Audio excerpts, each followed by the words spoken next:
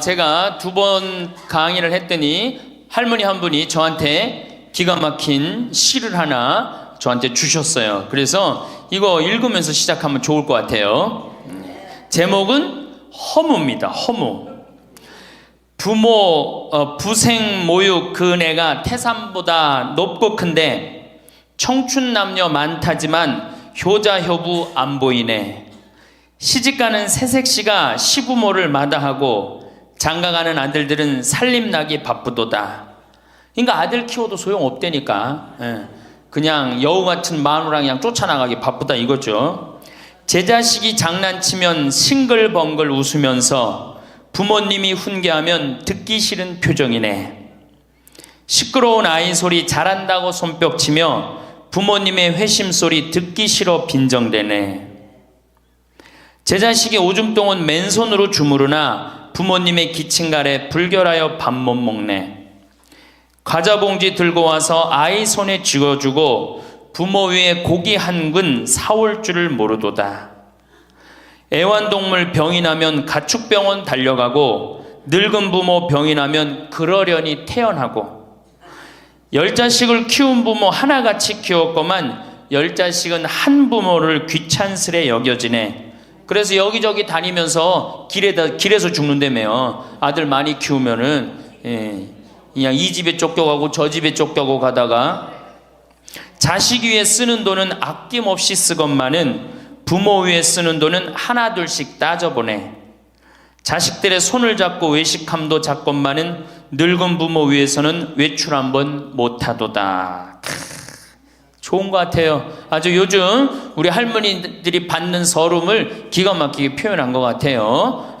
이런 거 듣고 고개만 끄덕일 게 아니라 실질적으로 이렇게 살아란 말이에요. 이런 자식들을 위해서 뭘 재산을 물려준다고 돈 안 쓰고 깔고 앉아갖고 그냥 참 쥐고 있어요. 내일 어떻게? 은행 당장에 가갖고 어떻게? 은행에다 잡혀갖고 대출 받아서 다 쓰다 죽으세요. 다 쓰다가. 자, 이제 노인 학대를 아까 못하던 얘기 좀 하겠습니다. 노인 학대를 보면 정서적으로 41%가 정서적으로 노인을 무시하는 거예요. 늙었다고, 모른다고, 무식하다고. 엄마가 뭘 알아? 가만히 아무것도 하지 말고 가만히 있어. 근데 또 이 늙으면 아무것도 하지 말라고 가만히 있으라고 그러면 더 해요. 굳이 걸레 삶지 말라고 그래도 굳이 걸레 삶는다고 저기 뭐 통에다가 넣고 또 까먹고 또 그냥 완전히 다 태워먹고. 그러니까 구박을 받는 거지.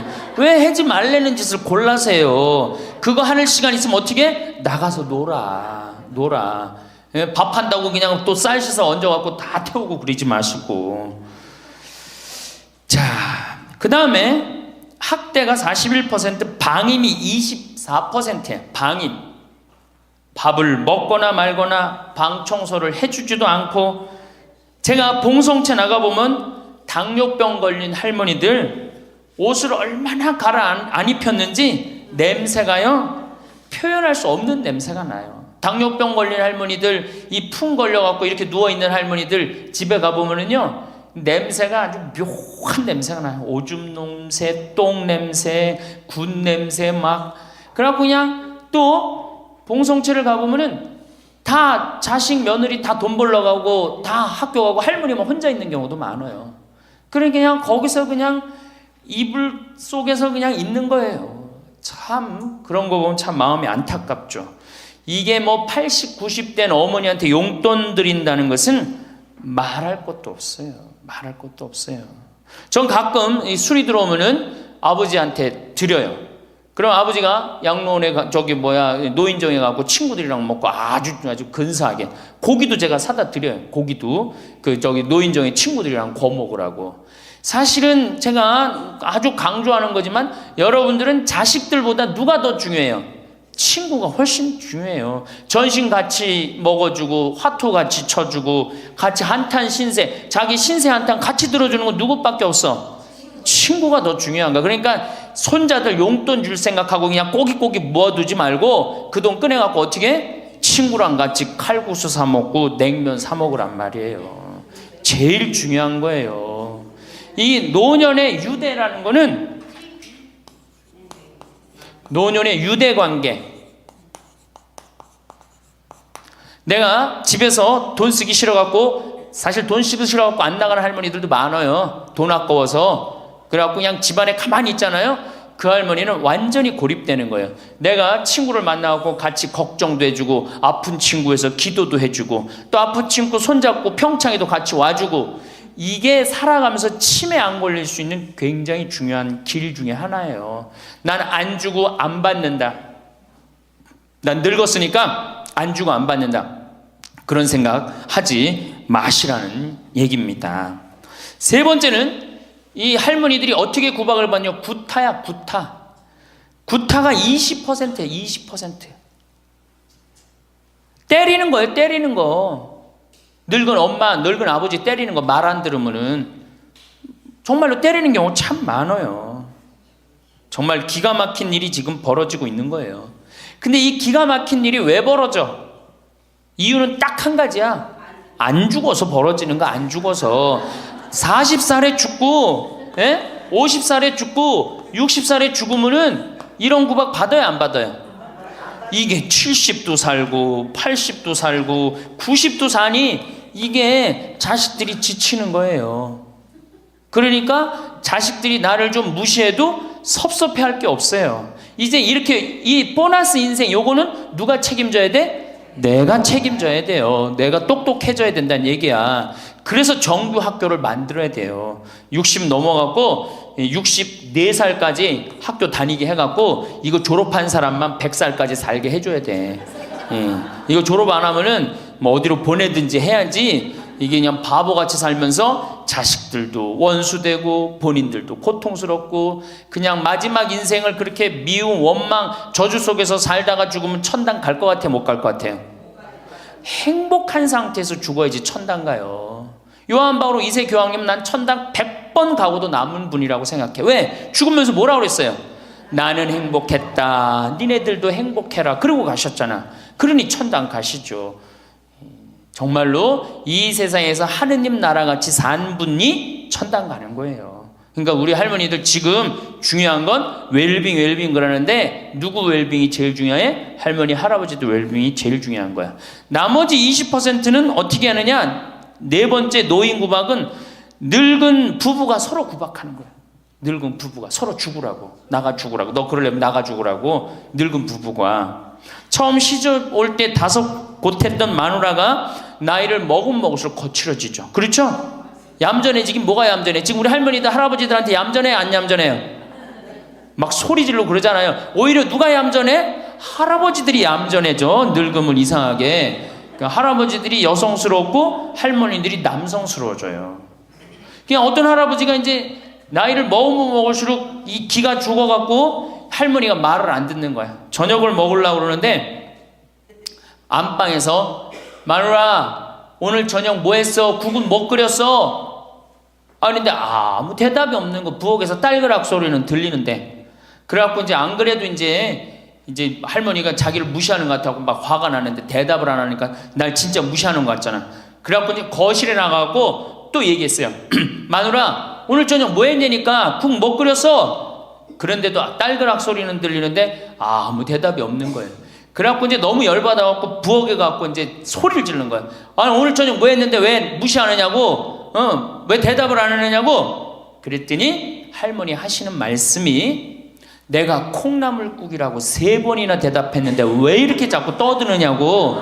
그러니까 할아버지 자기 귀 먹은 건 생각 안 하고 뭐만 생각나는 거예요. 할머니가 대답 안 했다는 것만 섭섭한 거야. 늙으면 그러니까 자꾸 자기 자신은 모르고 뭐만 생각해? 섭섭한 것만 생각하는 거, 섭섭한 것만.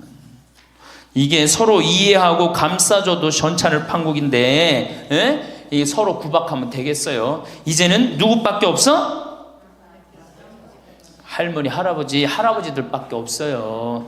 이제 만약에 돌아가시면 어떻게 돼요? 고아되는 거예요. 고아되는 거. 할아버지들 돌아가시면 우리 할머니들 뭐 돼? 고아되는 거예요. 작년에 여기 할아버지, 여기 고아할머니 몇 분 계신가 보다. 작년에 할아버지 한 분이 81살 되신 할아버지예요. 오셔갖고 그러는 거예요. 두부도 만들어 먹고 여기 또 5월 6월달 경치가 너무 좋잖아요. 찰떡도 만들어 놓고. 근데 할아버지가 신부님 이렇게 좋은데 나 혼자 오니까 별로 안 좋아요. 우리 마누라하고 나하고 부부금실이 너무 좋았는데 작년에 마누라가 죽었다는 거예요.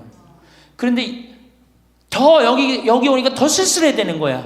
이 좋은 거 같이 봤으면 얼마나 좋을까. 이 앞에 강 바라보고, 탁 저녁에 모닥불 펴놓고 놀고, 아까 두부 만들어갖고 막걸리 한잔하고, 이 좋은 걸 같이 했으면 얼마나 좋았겠느냐 이거예요. 그러니까 우리 할머니들 자식들 걱정하지 말고 누구 걱정해줘? 할아버지들 걱정해줘요. 자식들 뒷거 챙겨줄 거 있으면 누구 보약해드려? 할아버지 보약해드리세요. 자식은 우리나라처럼 자식한테 매이는 나라가 없어요. 그리고 자식들도 못된 거죠. 부모님이 이제 60 됐으면은 부모님 그동안 모은 재산으로 행복하게 살게 도와줘야 되는데 그걸 끝까지 뺏어 먹으려고 그러는 게 대한민국 자식들이에요. 나쁜 자식들이에요, 제가 보기에는. 자, 그래서 이제 이 세 번째 시간, 이제 진짜 노년의 세 번째 중요한 거 재산 관리에 대해서 지금부터 말씀을 드릴게요. 재산 관리. 노년의 재산 관리 첫 번째, 닭으로 잡아먹지 말고 달걀로 살아라. 닭으로 잡아먹지 말고 뭘로 살아라? 달걀로 살아라. 우리 할머니들 닭 몇 년 살아요? 닭. 예. 닭이 뭐 1년, 2년 산다고 그러는데 닭이 27년 살아요. 닭이 27년 살아요. 안 잡아먹으면 안 죽어요. 우리가 잡아먹어서 빨리 죽는 거지 안 잡아먹으면 안 죽어요. 그럼 내가 키운 닭이 지금 7년 키운 닭이 있는데 300알 정도 나요. 300알 정도. 아주 더울 때, 아주 추울 때 빼고는 다 나요. 그러면 우리 할머니들 닭 잡아먹으면 어때 그날? 어때 그날?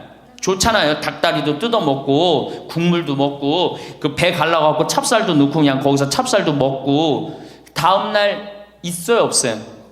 아무것도 없죠? 달걀은 계란 후라이도 해먹고 계란찜도 해먹고 달걀찜도 해먹고 그 다음에 생달걀 먹기도 하고 그 다음 뿅아리도 까고 굉장히 좋죠? 근데 늙어서 대부분이 뭘로 잡아먹어요? 재산을? 닭으로 잡아먹는 거예요. 어떻게 잡아먹어? 어머니 아버지 제가 이번에 좀 사업을 좀 하고 싶은데 가게를 내고 싶은데 어머니 이거 좀 도와주시면은 제가 어머니 아버지 집에서 잘 모실 테니까 어머니 지금 살고 있는 집 팔고 우리랑 합쳐서 삽시다. 내가 가게 낼 테니까. 할머니들이 내가 살면 얼마나 사나? 자식이 사업하겠다는데 내가 무슨 영화를 볼래나? 살면은 얼마나 사나? 몇 년 더 살아? 30년 더 살아요. 70부터 30년이 소중한데 이걸 다 까먹고 자식 해줘야 되겠다. 그리고 집 팔고 아들 집으로 들어가는 날 그날부터 할머니들은 뭐가 되는 거냐? 천덕꾸러기 되는 거예요. 천덕꾸러기 되는 거예요. 그 다음에 눈칫밥 먹는 거예요. 내 재산 주고 내가 이 집에 다 키운 자식인데도 70, 80 되면 어떻게 돼? 눈칫밥 먹고 천덕꾸러기 되는 거야. 그러니까 절대 닭으로 잡아먹으면 안 돼요. 내가 잘 아는 양반이 정년퇴직을 하고 6억을 모았어요. 6억을. 근데 아들이 가게를 하고 싶다는 거야. 가게도 그냥 서울에서 얻어야 되고. 그래갖고 아버지 내가 아버지 잘 모실 테니까 그거 좀 돈을 좀 나한테 투자를 해달라고. 그래갖고 이분이 그랬대. 내가 이제 은퇴도 했고 자식한테 기대서 살아요. 은퇴하고 자식한테 기대고 산다는 생각 절대 하지 마세요. 은퇴하고 그 돈 가지고 내가 알아서 살아야지 이 돈 자식한테 주고 기대서 살아야지 그 생각하지 마. 그래서 거지 근성을 버리라는 거예요. 제 얘기는 뭐든지 늙으면 거지 근성이 생겨요. 자식한테 기대서 살고 어디 가면 날 해주길 바라고. 그렇죠? 이 생각을 버려야 돼. 이제 독립적인 주체로 살아가야 된다는 생각을 해요. 그래서 자식한테 6억을 딱 줬는데 다음날 이자가 나와야 안 나와요? 다음 달 안 나오죠? 이 은행에다 놓으면 이자 아무리 못 돼도 한 200만 원, 300만 원 나올 거야. 그럼 200만 원, 300만 원 원금도 있고 이자도 200만 원, 300만 원이면 어떻게 해요? 쓸만해져? 근데 아들은 자기 사업 유지하기도 바쁜데 부모님 한 달에 200만 원, 300만 원 용돈 드릴 수 있어요, 없어요? 우리 자식들 의식 속에는 무슨 의식이 있어? 부모 돈은 내 돈이라는 의식이 있어요. 도둑놈 심보가 있단 말이에요. 도둑놈 심보가. 결국은 이분 60 넘은 젊은이 아니야. 젊은이. 이분 어떻게 아파트 경비 나가고 있어요. 결국은 자기 인생 누가 망친 거야? 본인이 망친 거예요. 본인이 자기 발등 누가 찍은 거야? 그래서 이제 누구 원망해? 자식 원망하는 거예요. 원망하고 있는 거예요. 누가 잘못했어? 할머니들이 잘못한 거지. 할아버지들이 잘못한 거지. 남은 30년 인생 휴가다, 보너스다. 내가 가지고 이제까지 벌은 거 이거 갖고 잘 써야 되겠다. 이 생각을 하셔야 된다는 겁니다. 재미난 얘기 하나 있죠. 충청도에 할아버지 한 분이 중풍으로 누웠는데 집안에 대가족이 살아. 큰아들 작은아들 다 농사 짓고. 근데 중풍으로 누워봐. 이 똥 오줌 막 못 가리고 이러면은요 정말로 참 아무도 안 들여봐요. 근데 그냥 그 대가족이 사는데 하루에 밥 3끼 들어올 때 외에는 방문이 안 열리는 거예요. 그러니까 이 할아버지가 기가 막히잖아. 손자도 있고 손녀도 있는데 3번밖에 방문이 안 열리니까 하루는 큰아들을 부른 거야. 얘야 저 논 두만지기 좀 팔아와라. 아버지 누워있는데 무슨 돈이 필요합니까? 글쎄 그거 내 땅 아니냐. 두만지기를 팔아왔어요. 그랬더니 이거 은행에 가고 1,000원짜리로 바꿔와라. 1,000원짜리로 바꿔왔어요. 이거 내 이불 밑에다 깔아라. 쫙 깔았어요. 그러고 난 다음에 방문 열릴 때마다 1,000원씩 얹어준 거예요. 아니 손자놈들이 가만히 보니까 방문 열릴 때마다 1,000원씩 나온단 말이야. 할아버지 학교 다녀오겠습니다. 그러니까 어떻게? 너 학교 가서 맛있는 거 사 먹어라. 1,000원. 학교 다녀왔습니다. 1,000원. 1,000원 주기 전에 하루에 딱 3번 열리던 방문이 1,000원을 주고 나니까 하루에 30번씩 열리는 거예요. 늙어서 누가 효자예요? 그렇지. 늙어서 자식이 효자가 아니라 누가 효자야? 돈이 효자예요. 늙어서는 이 재산 관리를 참 잘하셔야 됩니다. 어떻게 잘하셔야 되느냐 하면은 자 우리 할머니들 내가 이제 늙은 노부모가 있어요. 큰아들 최고 아니야? 둘째 아들도 있고 딸도 있고 막내딸도 있어요. 그런데 누구한테 자꾸 사업비를 대줘? 큰아들한테 계속 사업비를 대줬어. 그런데 부모한테 돈 뺏어갖고 사업하는 놈 중에 성공하는 놈들 없어요. 쉽게 들어온 거 갖고 어떻게 성공을 해요? 그래갖고 이놈이 IMF 때 쫄딱 망했어. 쫄딱 망해갖고 집도 다 날라가 버렸어. 집도 다 날라가니까 이 노부부도 이제 돈 한 푼 넣고 다 날렸어. 보증선거까지 해갖고 은행에 다 날렸어. 그러면은 둘째 아들 네 집에 가면 둘째 아들이 받아줄 것 같아? 안 받아줄 것 같아? 안 받아주죠? 나 힘들고 어려울 때 어머니 아버지가 나한테 해준 게 뭐 있냐고 그 좋아하는 큰아들한테 가라고 그 쫓겨나는 거예요. 그리고 여기 딸한테 가면 딸이 받아줄 것 같아요? 그 좋아하는 엄마 아들한테 가라고 그러고 갈 데가 아무것도 없는 거예요. 나이 먹어갖고 한 자식한테 재산 주는 것처럼 어리석은 게 없어요. 그리고 재산을 줘서도 안 되고 그러니까 기브 앤드 테이크를 해야 돼. 나이 먹어서 기브 앤드 어떻게? 테이크. 주고 받아야 돼. 제가 평화방송에서도 한번 얘기했지만 우리 어머니가 저한테 예전에 내 차가 고장이 났었어요. 에어컨이. 그랬더니 내 차를 한번 타보시더니 신부님 차 고장이 나고 어떻게 하느냐고 그래갖고 은행에서 돈을 찾아갖고 10,000원짜리를 이렇게 신문지에 싸갖고 왔어. 그 수표로 갖고 어떤데. 그래갖고 이렇게 싸갖고 왔어요. 그래서 어머니가 주신 돈으로 소나타, EF 소나타 골드를 샀어요.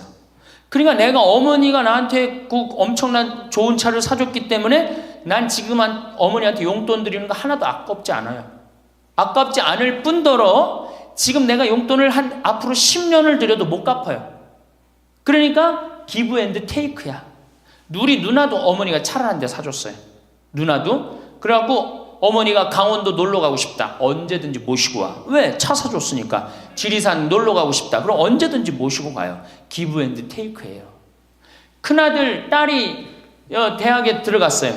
작년에 어머니가 그렇더라고. 내 첫 손녀 대학 들어가니까 대학 등록금은 내가 내마. 그거 딱 내주는 거예요. 얼마나 좋아요. 네. 그러니까 우리 집은 어머니가 수원 정자동에 사는데 자식들이 반경 1km에 다 붙어 삽니다. 왜 붙어 살까요? 떨어지는 고물이 있잖아요. 떨어지는 고물이. 네. 그러니까 반경 1km 다 붙어 사는 거예요. 또 반대로 제가 우리 자식들한테 원칙을 정해놨어요. 부모님한테 용돈 드리는 원칙. 그래서 우리 어머니 아버지가 1년에 연봉 2천만 원이 넘어요. 자식한테 받는 용돈이. 많이 받죠? 그러면 그 돈 가지고 어머니 아버지가 당신을 위해서 쓰십니까? 또 모아뒀다가 어떻게? 자식한테 쓰고. 그래야지 치매가 안 걸리는 거예요. 저는 정말로 감사한 게 우리 어머니 아버지가 아직도 아파서 병원에 입원 한 번도 안 했다는 거예요. 지금도 뭐 이제 소백산에 송이 캐러 가신다고 나한테 전화를 하셨어요. 가실지 안 가실지 모르겠지만 그럼 또 소백산 꼭대기까지 뛰어 올라갔다 뛰어 내려오는 거예요. 우리 아버지. 그게 좋은 거예요. 부모 자식 지간이 그래야지 뭐가 싹 터요? 사랑이 싹 트는 거예요. 효도는 이제 없어진 시대고 뭐만 남아있는 거예요? 사랑을 하느냐 안 하느냐만 남아있는 거예요. 이걸 누가 잘해야 돼? 할머니들이 잘해야 되는 거예요. 한 자식한테 몰아주지 말고, 네? 어느 자식 불쌍하다고 뭐 계속 보증서 주지 말고 그럴 것도 없어요. 그냥 은행에 가갖고 어떻게 딱 맡기고 난 다음에 그거 갖다가 쓰면 되는 거예요. 자, 닭으로 잡아먹지 말고 뭘로 해라? 달걀로 살아라. 그러니까 자식한테 절대 주지 말고. 그럼 신부님 무슨 재주로 달걀로 삽니까? 방법이 뭡니까? 부동산에 집착하지 마라. 늙어서 부동산에 집착하지 말라. 우리 할머니들 지금 안양 거기 그 주공하고 이 인공마을 그 개발돼 갖고 지금 아파트 한 채 3억, 4억, 5억 한다 그러죠? 그러면 할머니들이 지금 4억짜리 아파트 살 이유가 있어요? 4억짜리 살 아파트가 있어요? 그거 팔으라는 거예요. 그거를 팔고 어떻게? 15평, 20평으로 가라는 거예요. 지금 3번에 보면 50평 이 은퇴한 할머니 할아버지들이 50평에 사는 할머니들이 무지 많아요. 50평이 밥 먹여줘요? 뭐만 나와? 관리비만 더 나올 거 아니야. 관리비만. 근데 어떤 할머니들이 그런 할머니들이 있어. 자식들이 찾아오면은 집이 넓어야 되지 않느냐고. 자식들이 1년에 몇 번 찾아오는데 1년에 두세 번밖에 더 와요? 추석 때, 생일 때, 그 다음에 설 때. 그 외에는 거의 안 찾아온단 말이에요. 그걸 위해서 50평짜리를 그냥 깔고 앉아서 20년, 30년 앉아있는다는 건 말도 안 되는 거예요. 그러니까 미국은 부동산이 30%, 금융이 70%라는 거예요. 그러니까 만약에 좁은 집에 해갖고 은행에다가 이 집 3번에 뭐 5억, 6억이라는데 그거 은행에다 넣어놓으면은 어머니, 아버지 인사 갈게요. 그래, 인사 오면 내가 호텔로 와라. 호텔에서 내가 맛있는 거 사줄 테니까. 그리고 먹어서 보내요. 그걸 뭘 집에서 그걸 기다리고 있어요. 그래서 부동산 지금 영모기지론이라는 거 아시죠? 자, 지금 4억짜리 아파트를 팔았어. 그럼 2억짜리 하나 그냥 얻으라는 거예요. 그 임대 아파트든지 조금만 아파트를 줄여서 가라는 거예요. 그러고 난 다음에 2억은 은행에다 넣으면 1억을 은행에다 넣으면 어떤 상품이 있느냐면 1년에 100만 원씩 나와요. 한 달에 100만 원씩. 그래갖고 이게 10년 동안 나와요. 10년 동안. 10년 후에는 1억 없어지는 거예요. 근데 할머니들 한 달에 100만 원 나오면 쓸만해 안 쓸만해요? 쓸만하죠? 예. 만약 2억을 집어넣으면 어떻게 나올까? 한 달에 얼마가 나와? 200만 원이 나오는 거예요. 200만 원 다 써요? 못 써요? 못 쓰죠? 그럼 한 50만 원은 혹시 10년 후에 또 살지 모르잖아. 그러니까 그거 또 은행에다 연금으로 또 하나 묶어두라는 거 10년 동안. 그럼 10년에 또 나온다는 얘기예요. 그렇게 해갖고 내가 이제 70에 집을 정리했어. 80이 됐는데 안 주고 그럼 90까지 나온단 말이에요. 이렇게 한 달에 150만 원 가지고 냉면 먹고 싶으면 냉면 먹으러 가고, 그 다음에 내가 다음 시간에 내일 얘기하겠지만은 수영장 다니고 헬스장 다니고 춤 배우러 다니고 경복궁 가고 창덕궁 가고 평창 놀러 오고 이렇게 살면은요 절대, 제가 성공적인 노화라고 미국에서 20년 동안 연구한 책 한 권을 다 읽었어요. 그랬더니 그렇게 사는 할머니 할아버지들은 중간에 쓰러지는 법이 없다는 거예요. 96%가 건강하게 살다가 죽을 때 많이 고생해 한 달, 두 달이라는 거예요. 그러니까 어떻게 죽을 수가 있는 거야? 꼴까닥 죽을 수가 있는 거야. 돈을 쓰다 죽어야지 꼴까닥 죽는 거지, 안 쓰고 가만히 있으면 바로 병든다는 거예요. 바로 병든다는 거예요. 그러니까 우리 할머니들 어떻게 하셔야 돼? 부동산 어떻게? 내일 어떻게? 내일 은행 가갖고 어떻게? 은행 가갖고 평가 받아갖고 더 좋은 건 뭐냐? 이 집을 팔지 않고 더 좋은 건 그냥 영모기지론이라고 그러죠? 영모기지론. 은행에 갖다 맡기고 다 내가 죽을 때까지 돈이 나옵니다. 죽을 때까지 돈이 나오고 죽으면은 누가 갖고 가? 은행이 갖고 가는 거예요. 그러면은 우리 할머니들 아까 제가 말씀드렸죠? 재산이 나오면 반은 국가가 갖고 가고 반은 자식들이 싸워. 반은 써보지도 못하는 거야. 물론 이것도 못 써보는 거야. 근데 내가 이걸 전부 다 은행에다 맡겨갖고 요 자식 용돈 주고 싶으면 아까 기브앤테이크 말씀드렸죠? 용돈 주고 싶으면 용돈 주고 먹고 싶으면 다 내가 쓰다가 나라 경제도 돌아가잖아. 500만 명이 이렇게 쓴다고 생각해봐. 경제 돌아갈 것 같아? 안 돌아갈 것 같아요? 잘 돌아가요. 쓰고 싶은 거 쓰고 하고 싶은 거 하고 다니고 싶은 거 다니고 다 하다가 죽으면 누가 갖고 가? 은행이 갖고 가는 거야. 자식도 안 싸우고 얼마나 좋아요.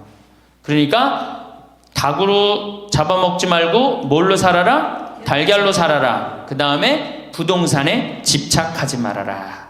또 노년에 믿지 말라 원칙이 있어요. 노년에 뭘 믿지 마라? 첫 번째로 배우자를 믿지 말래. 남편을 믿지 말라 이거예요. 재산 관리를 어떻게 해야 돼? 노년에 공동으로 해야 돼요. 한번 어떤 할아버지가 어느 대학에 재산을 100억인가 할머니하고 상의도 안 하고 기증한 적 있죠? 저는 그거 바람직하지 않다고 생각해요. 혼자 번 거 아니잖아요. 같이 버는 거 아니야, 같이. 그러니까 할머니들 지금 재산 뭐 많은 재산은 아니겠지만은 그래도 재산 읽은 거 남편 혼자 읽었어요?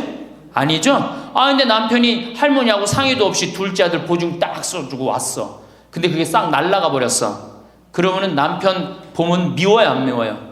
죽을 때까지 미운 거예요. 그건 삶하고 직접 연결되기 때문에. 그러니까 배우자를 믿으면 안 돼요. 제가 본당 신부할 때 농담 반 진담 반으로 항상 그래요. 마누라를 믿지 말아라. 그럼 할아버지들 와서 신부님 그래도 우리가 어떻게 살았는데 마누라가 내 돈을 해먹을 수가 있겠어요? 그건 가봐야 하는 겁니다. 가봐야 하는 겁니다. 그런데 제가 여기 이제 본당 신부 관두고 이제 평창에 와서 농사 짓고 사는데 할아버지 한 분이 내가 세례를 주는 할아버지예요. 그 할아버지가 배 만드는 회사의 공장장이셨어요. 대단한 분이죠. 정말로 멋있게 생기셔서 머리도 쫙 넘기고. 그런데 저한테 와갖고 나하고 얘기를 좀 하자고 그러더라고요. 그래서 얘기했더니 신부님이 교리하고 신부님이 강론할 때 마누라를 믿지 말고 자식을 믿지 말라고 그랬는데 제가 그 얘기 들었을 때 내가 이 가정을 위해서 평생을 노력했는데 나를 무시할 수 있을까 그런 생각을 했대요. 근데 당신이 은퇴하고 난 다음에 자식들 아파트 한 채씩 다 사주고 평생 배 만든다고 자식들은 서울에서 살지만 본인은 저 아래 가서 살았단 말이야. 너무너무 미안해갖고 이 아파트 이름도 부인 이름으로 해주고 부인한테 2억인가 3억인가 현찰로 줬대요. 그러니까 자기 가족인 걸 다 나눠준 거예요. 근데 그게 딱 나눠주고 나니까 부인이 이혼하자고 그랬대요. 이혼하자고. 정말로. 그래서 너무 놀랬대요. 왜 난 평생 당신 자식들 키우고 뒷바라지만 했는데 당신 평생 해고 싶은 대로 다 하고 이제 집에 들어와서 나보고 뒷바라지 하라는 거냐? 난 못한다. 그러더라는 거예요. 그래갖고 그러면 나 혼자 살 돈이라도 줘라. 그 돈을 내가 왜 주냐? 그 할아버지가 나한테 와서 울면서 얘기하는 거예요.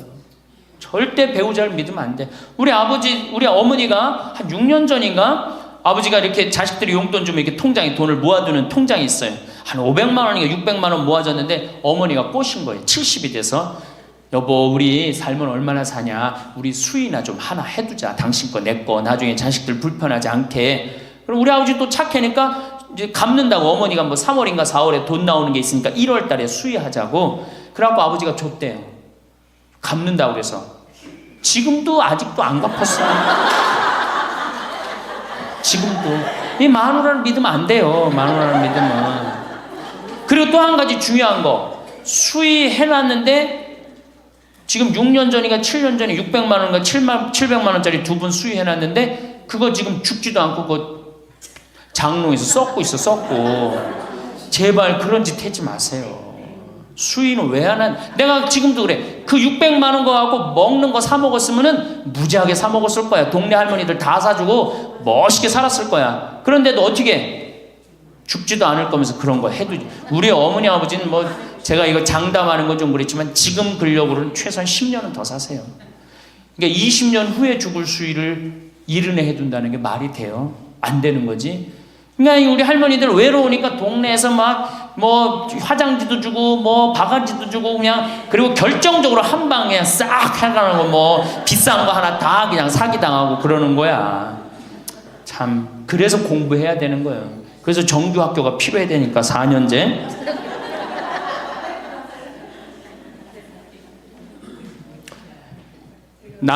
배우자를 믿지 마라. 두 번째, 누구를 믿지 마라? 자식을 믿지 마라.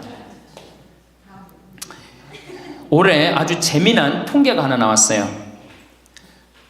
자식을 고생해서 이 자식을 다 키웠잖아요. 자식이 생활비로 지원받는 게 70 넘은 부모님들이 자식한테 1년 동안 생활비 지원받는 게 100만 원이야. 100만 원.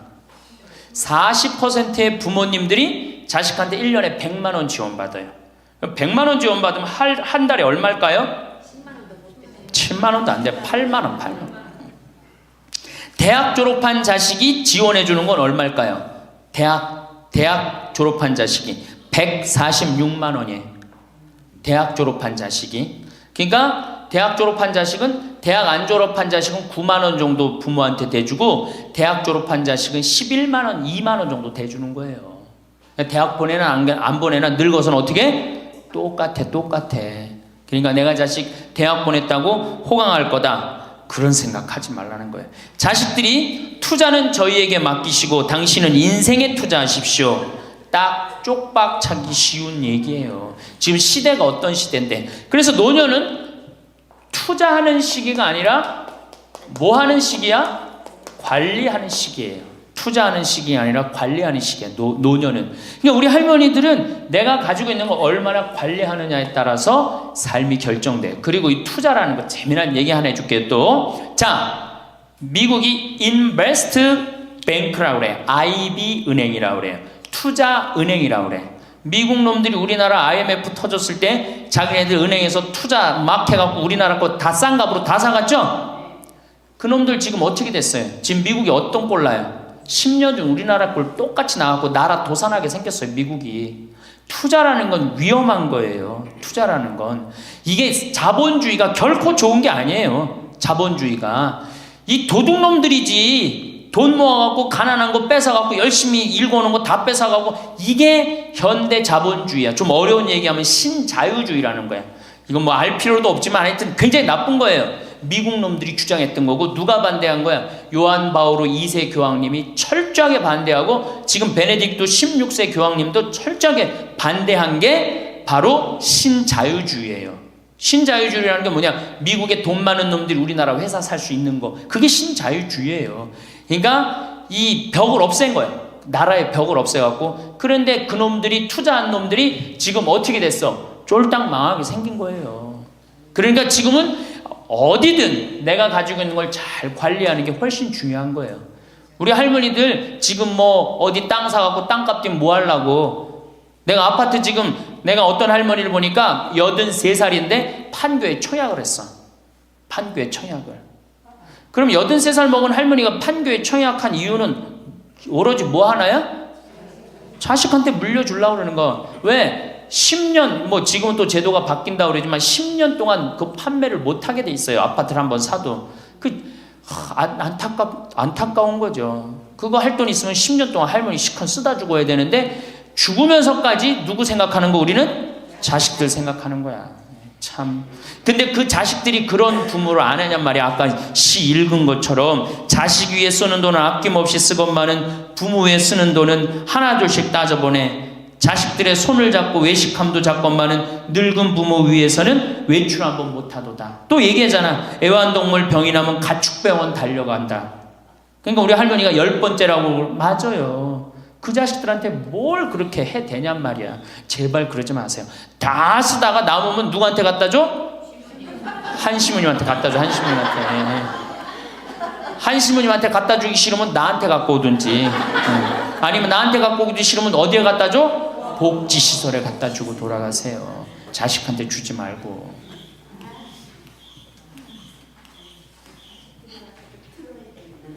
자, 이거 다 들어요. 평화방송 나중에 다 볼 거니까 걱정하지 마시고. 자, 인간은 살아있는 동안 기필코 노년기를 맞이할 수밖에 없다. 각기 연령층에 따라 특별한 은총을 갖고 있기에 늙는다는 것을 굳이 슬퍼할 이유는 없다. 늙었다는 것이 어떤 특별한 자랑이 될 것도 아니련만 고집들이 보통이 아닌 것이 오히려 서글프다. 늙어서 친구들이 더 그리우면서도 만나면 너그럽게 이해하고 보살펴 하련만 남의 탓 들춰내면서 자기 우정의 교류를 단절시키는 것이 아쉽다. 자꾸 나이를 먹으면 단절을 한단 말이야. 그러지 말라는 거예요. 마음도 넓게 가지고.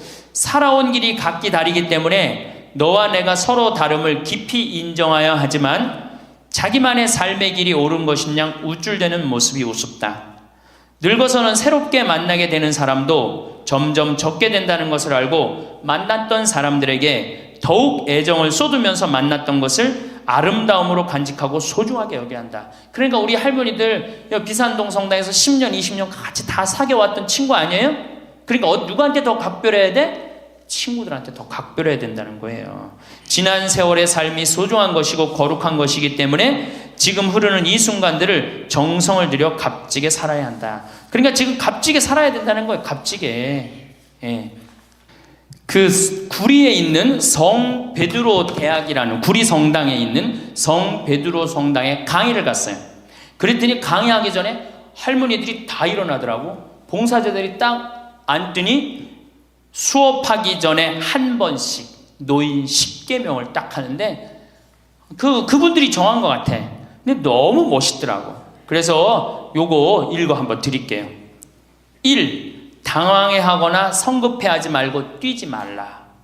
나이를 먹으면 자꾸 당황할 때가 많죠. 그렇죠? 그리고 막 여기 할머니들 여기 와갖고 방이 어딘지 모르고 막 옥상으로 올라가는 할머니들도 있어요.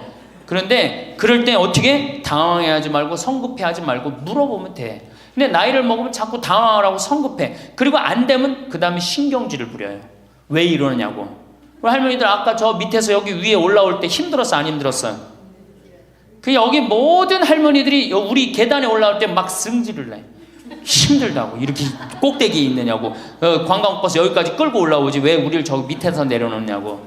힘들면 쉬었다가 올라오고 힘들면 쉬었다가 올라오고 힘들면 쉬었다가 올라오면 되지. 그러니까 절대 당황하지 말라는 거예요. 두 번째, 자식이 무엇을 해줄까를 기대하지 말라. 참 좋은 얘기 같아. 그러니까 할머니들이 서서 이걸 다 외우더라고. 자식이 뭘 해줄까 기대하지 말라. 거지근성을 버리라는 거예요. 거지근성. 누가 날 해줄까. 돈 제일 많이 깔고 있는 건 누구? 할머니 할아버지들이 제일 많이 깔고 있는 거야. 근데 그거를 쓰는 방법을 모르는 것 뿐이죠. 이제 쓰는 방법을 배우세요. 내일 은행에 가갖고 잡히세요. 잡혀갖고 대출해갖고 한 달에 100만 원씩 딱딱 연금으로 이렇게 빼서 딱딱 쓰는. 돈 쓰는 재미로 늙어서 살아야지 그 재미 없으면 못 살아요. 예. 세 번째, 고집 부리지 말라. 고집 부리지 말라. 60년, 70년 살아온 가닥이 있잖아요. 그렇죠? 그러니까 그 경험을 절대 포기하지 않는 거예요. 그러니까 새로운 걸 안 받아들이는 거지. 예. 고집 피는 할머니들 많죠. 네 번째, 시샘하지 마라. 왜 이렇게 또 욕심이 많아? 나이 먹으면 그냥 옆집 할망구가 뭐 아들이 와서 뭐 했다고 그러면 그냥 속에서 그냥 부글부글 끓죠. 예, 시샘하지 말라. 다섯 번째, 공치사하지 말라. 이것도 참 좋은 것 같아요. 공치사. 내가 니네들 어떻게 키웠는데, 내가 니네들 어떻게 키웠는데, 아플 때 업어서 밤에 이 약국에 달려가고 막 두들겨갖고 내가 너를 어떻게 키웠는데. 그냥 대동아 전쟁부터 뭐 이렇게 할 얘기가 많아. 얘기만 하면 그냥 대동아 전쟁에 시집와갖고 고생한 얘기, 6.25 전쟁 때 피난 간 얘기, 전쟁 끝나고 나는데 똥구멍이 찢어지게 가난하게 고생한 얘기, 그냥 줄줄이 그냥.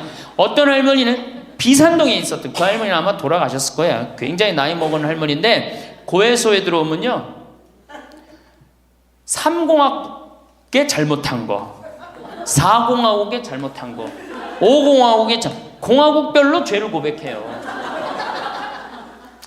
그런데 이 할머니는 죄의 본질은 뭐야? 이렇게 힘들게 내가 살아왔는데 내가 자식 하나를 키웠는데 이 자식이 너무너무 속을 썩여갖고 지난주 너무 속상해갖고 줄미살 빠진 거야. 죄는 줄미살 빠진 건데 이 줄미살 빠지는 과정을 3공학부터 설명을 해야 돼. 3공화국, 4공화국, 5공화국. 그런데 다음에 또 고해성사 보면 신부님 내가 3공화국 때 4공화국 때 5공화국 때 꼭 얘기를 해요. 변함없이 1년 365일 고해성사 들으면 내가 외워. 그래 저 할머니가 하면 그래 3공화국 때 뭐 이승만 때 뭐 똑같이 해요. 다 외워 내가 끝까지. 예, 그러지 마세요. 예, 공치사하지 말라는 거야. 내가 옛날에 너희들을 어떻게 키웠는데 애들은 뭘로 들어? 그 잔소리로 들리는 거야. 잔소리로. 그리고 과거를 얘기하는 건 불행한 거예요. 미래를 얘기해야 돼요. 미국에 할머니 한 분이 99살에 대학을 들어갔어요. 경영학과를 들어갔어요. 102살에 졸업한대요. 네 할머니 꿈이 뭔지 알아요? 102살에 졸업해갖고 취직해갖고 그거 버는 돈으로 아프리카의 어려운 애들 도와주는 게 꿈이야. 이 할머니는 99이라도 나가보기에는 할머니 아니에요. 대학생이지. 나이는 숫자에 불과한 거예요. 나이는. 그러니까 우리 할머니들 과거 얘기하지 마라. 뭘 얘기해? 미래. 앞으로 뭘 할 거다. 내가 앞으로 3년 동안 돈 모아서 성지순례 갈 거다. 김계한 성당 갈 거다. 3년 동안 돈 모아서 내가 제주도 이시돌 목장 갈 거다. 내가 돈 모아갖고 뭘 할 거다. 미래를 얘기하란 말이야. 과거 얘기하지 말고. 심지어 우리가 다 살았는데 다 살긴 뭘 다 살아. 아직도 20년 30년 남아있는데. 여섯 번째, 날마다 샤워하라. 이것도 참 멋있는 것 같아. 날마다 샤워하라. 안 씻고 사는 할머니들 많죠? 그렇죠? 근데 날마다 샤워하는 거 참 좋은 것 같아. 날마다 속옷을 갈아입어라. 그렇죠? 그러니까 항상 깨끗하게 살라는 거예요. 항상 깨끗한 옷, 이쁜 한복 이런 것도 입고 곱게 좀 있으라는 거야. 맨날 이건 뭐 몸빼바지 비슷한 거 입고 그냥 돌아다니지 말고 파마도 좀 이쁘게 하고. 그러니까 내가 항상 하는 얘기 아니야. 여기 온 할머니들 지금 딸이 있는지 아들이 있는지 금방 구분이 돼. 아들만 있는 할머니는 어때? 파마를 어떻게 하고 와? 철모 뒤집어 쓴 것처럼 해고 와요. 아들만 있는 할머니들 몇 있어 지금 그런 할머니들. 예. 자기 아들은 엄마가 파마를 철모 뒤집어 쓴 거 했든지 뭐 했든지 관심 없어요. 딸이나 돼야지 엄마 그 좀 염색도 좀 하고 웨이브도 좀 이렇게 주고 그러라고 그러지. 이 여덟 번째, 많이 듣고 조금만 말하라. 많이 듣고 많이 들으라는 거니 공부하라는 얘기예요. 공부. 제가 내일 이제 그 얘기는 드릴 거예요. 그 다음에 아홉 번째, 많이 움직이고 많이 걸어라. 이 굉장히 중요해요. 나이 먹으면 자꾸 근육이 땡기기 때문에 걷고 싶어 안 걷고 싶어요? 안 걷고 싶죠? 그러니까 안 걷고 싶으니까 그냥 집에서 참 쪼그리고 앉아있어. 쪼그리고 앉아있으면 굳는 거예요. 그대로 굳어버리는 거예요. 쪼그리고 앉아있으면. 그러니까 가능한 한 많이 걸으라는 거야. 그러니까 성당 평일미사 열심히 다니세요. 그냥 다닐 수 있을 때까지 다니시는 게 좋은 거예요. 그러니까 우리 할머니들은 지금 이 나이에 비산동 성당에 어르신 성경대학 나와서 배우지, 평일미사 나오지, 성경대학 나오면 밥 주지, 친구 있지. 아, 하느님 믿어서 받는 은총이 어때요? 정말 엄청난 거예요. 그런데 하느님한테 죽을 때 안 바치고 죽고 누구한테 주고 죽으려고 그래?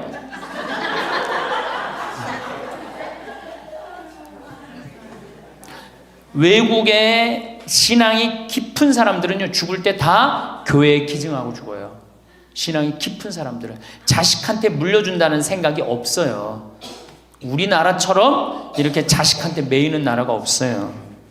열 번째, 이게 이제 그 얘기를 딱 해내. 욕심을 줄이고 나누어 주어라. 욕심을 줄이고 나누어 주어라. 계속 나눠 주고 이제 얼마 안 남았는데 뭘 그렇게 끌어안아? 계속 나눠 주라는 거예요. 계속. 그래서 이게 우리 할머니들, 제가 우리 할머니들 보면은 어디 잔치집에 가면은 뭐부터 챙겨? 음식 싸가려고 그러죠? 욕심 피는 거예요. 음식 싸가려고 그러고 하나라도 더 가져가려고 그러고. 아니 지금 가지고 있는 거 고아원에 떡 한 번 갖다 주고 무료영론에 밥 한 번 더 갖다 주는 게 지금 급선무지. 내가 싸갖고 가갖고 그거 다 상한 거 뭐 하려고 먹어. 그러니까 우리 할머니들 어르신 성경대학에 전심 줘야 안 줘요? 주죠? 1년에 보통 며칠 정도 얻어먹어요? 한 40일? 한 달에 4번 정도 먹으니까 방학 있고 그러면 한 40일 정도 얻어먹죠? 40일 얻어먹으면 양로원에, 무료 양로원에 가서 밥 한 끼 대접해야 될 거 아니야. 어르신 성경대학이 먹고 땡! 그렇지? 먹고 땡이죠? 그러니 이게 이게 하느님의 자식이 아닌 거지. 껍데기만 자식인 거죠. 이제 어떻게? 욕심을 줄이고 나누어 주어라. 난 이 구리성당 그 성베드로 대학에서 일어나고 이걸 외우는데 멋있더라고요.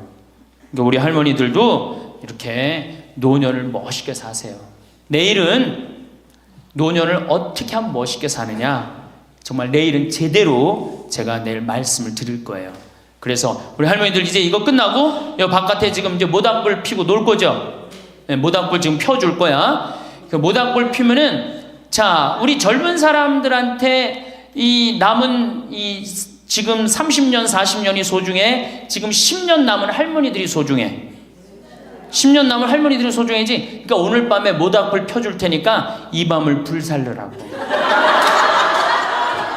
예? 원 없이 그냥 즐겁게 노시라고. 예? 본당 신부님도 온다고 내가 통화했으니까 이 밤을 불살르고 즐겁게 보내세요. 아까 보니까 벌써 춤추고 노래하는 할머니들이 있는데 그렇게 사셔야 된다는 거예요. 제발 자식 걱정하지 말고.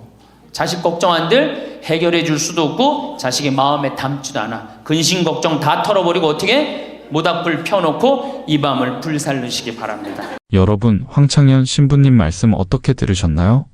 신부님의 깊이 있는 통찰은 우리 노년의 삶을 어떻게 가꾸어 나가야 할지에 대해 많은 생각을 하게 만듭니다. 그 말씀들을 하나하나 되새기며 우리 삶에 적용할 부분들을 함께 이야기 나누어 보면 좋겠습니다. 신부님께서는 먼저 노년기에 경험할 수 있는 외로움이나 자녀들로부터 느끼는 서운함에 대해 현실적으로 짚어주셨습니다. 자녀들이 성장하고 각자의 가정을 꾸리면서 바쁘게 살아가다 보면 때로는 부모님께 예전만큼 신경 쓰지 못하는 경우가 생기기 마련입니다. 이것은 어쩌면 자연스러운 삶의 과정일 수 있습니다. 하지만 이럴 때일수록 우리는 자녀에게만 의지하려 하기보다는 우리 삶의 주도권을 스스로 쥐고 당당하게 나아가는 것이 중요하다고 신부님은 강조하십니다. 저 역시 이 말씀에 깊이 공감합니다. 우리 스스로가 삶의 든든한 중심이 될 때 자녀들도 편안한 마음으로 우리를 대할 수 있고 우리는 더욱 풍요로운 관계를 맺을 수 있을 겁니다. 삶의 연륜에서 오는 지혜로 우리 스스로를 더욱 단단하게 만들어가는 과정이 필요합니다. 그래서 황 신부님은 노년의 친구가 얼마나 소중한 존재인지 거듭 말씀하셨습니다. 때로는 자녀보다 더 깊은 속내를 터놓을 수 있는 것이 바로 친구입니다. 비슷한 시대를 살아왔고 유사한 경험을 공유했기에 말하지 않아도 통하는 위로와 공감을 얻을 수 있습니다. 함께 웃고 함께 걱정하며 서로의 삶을 지지해주는 친구 관계는 노년의 정서적 안정에 큰 힘이 됩니다.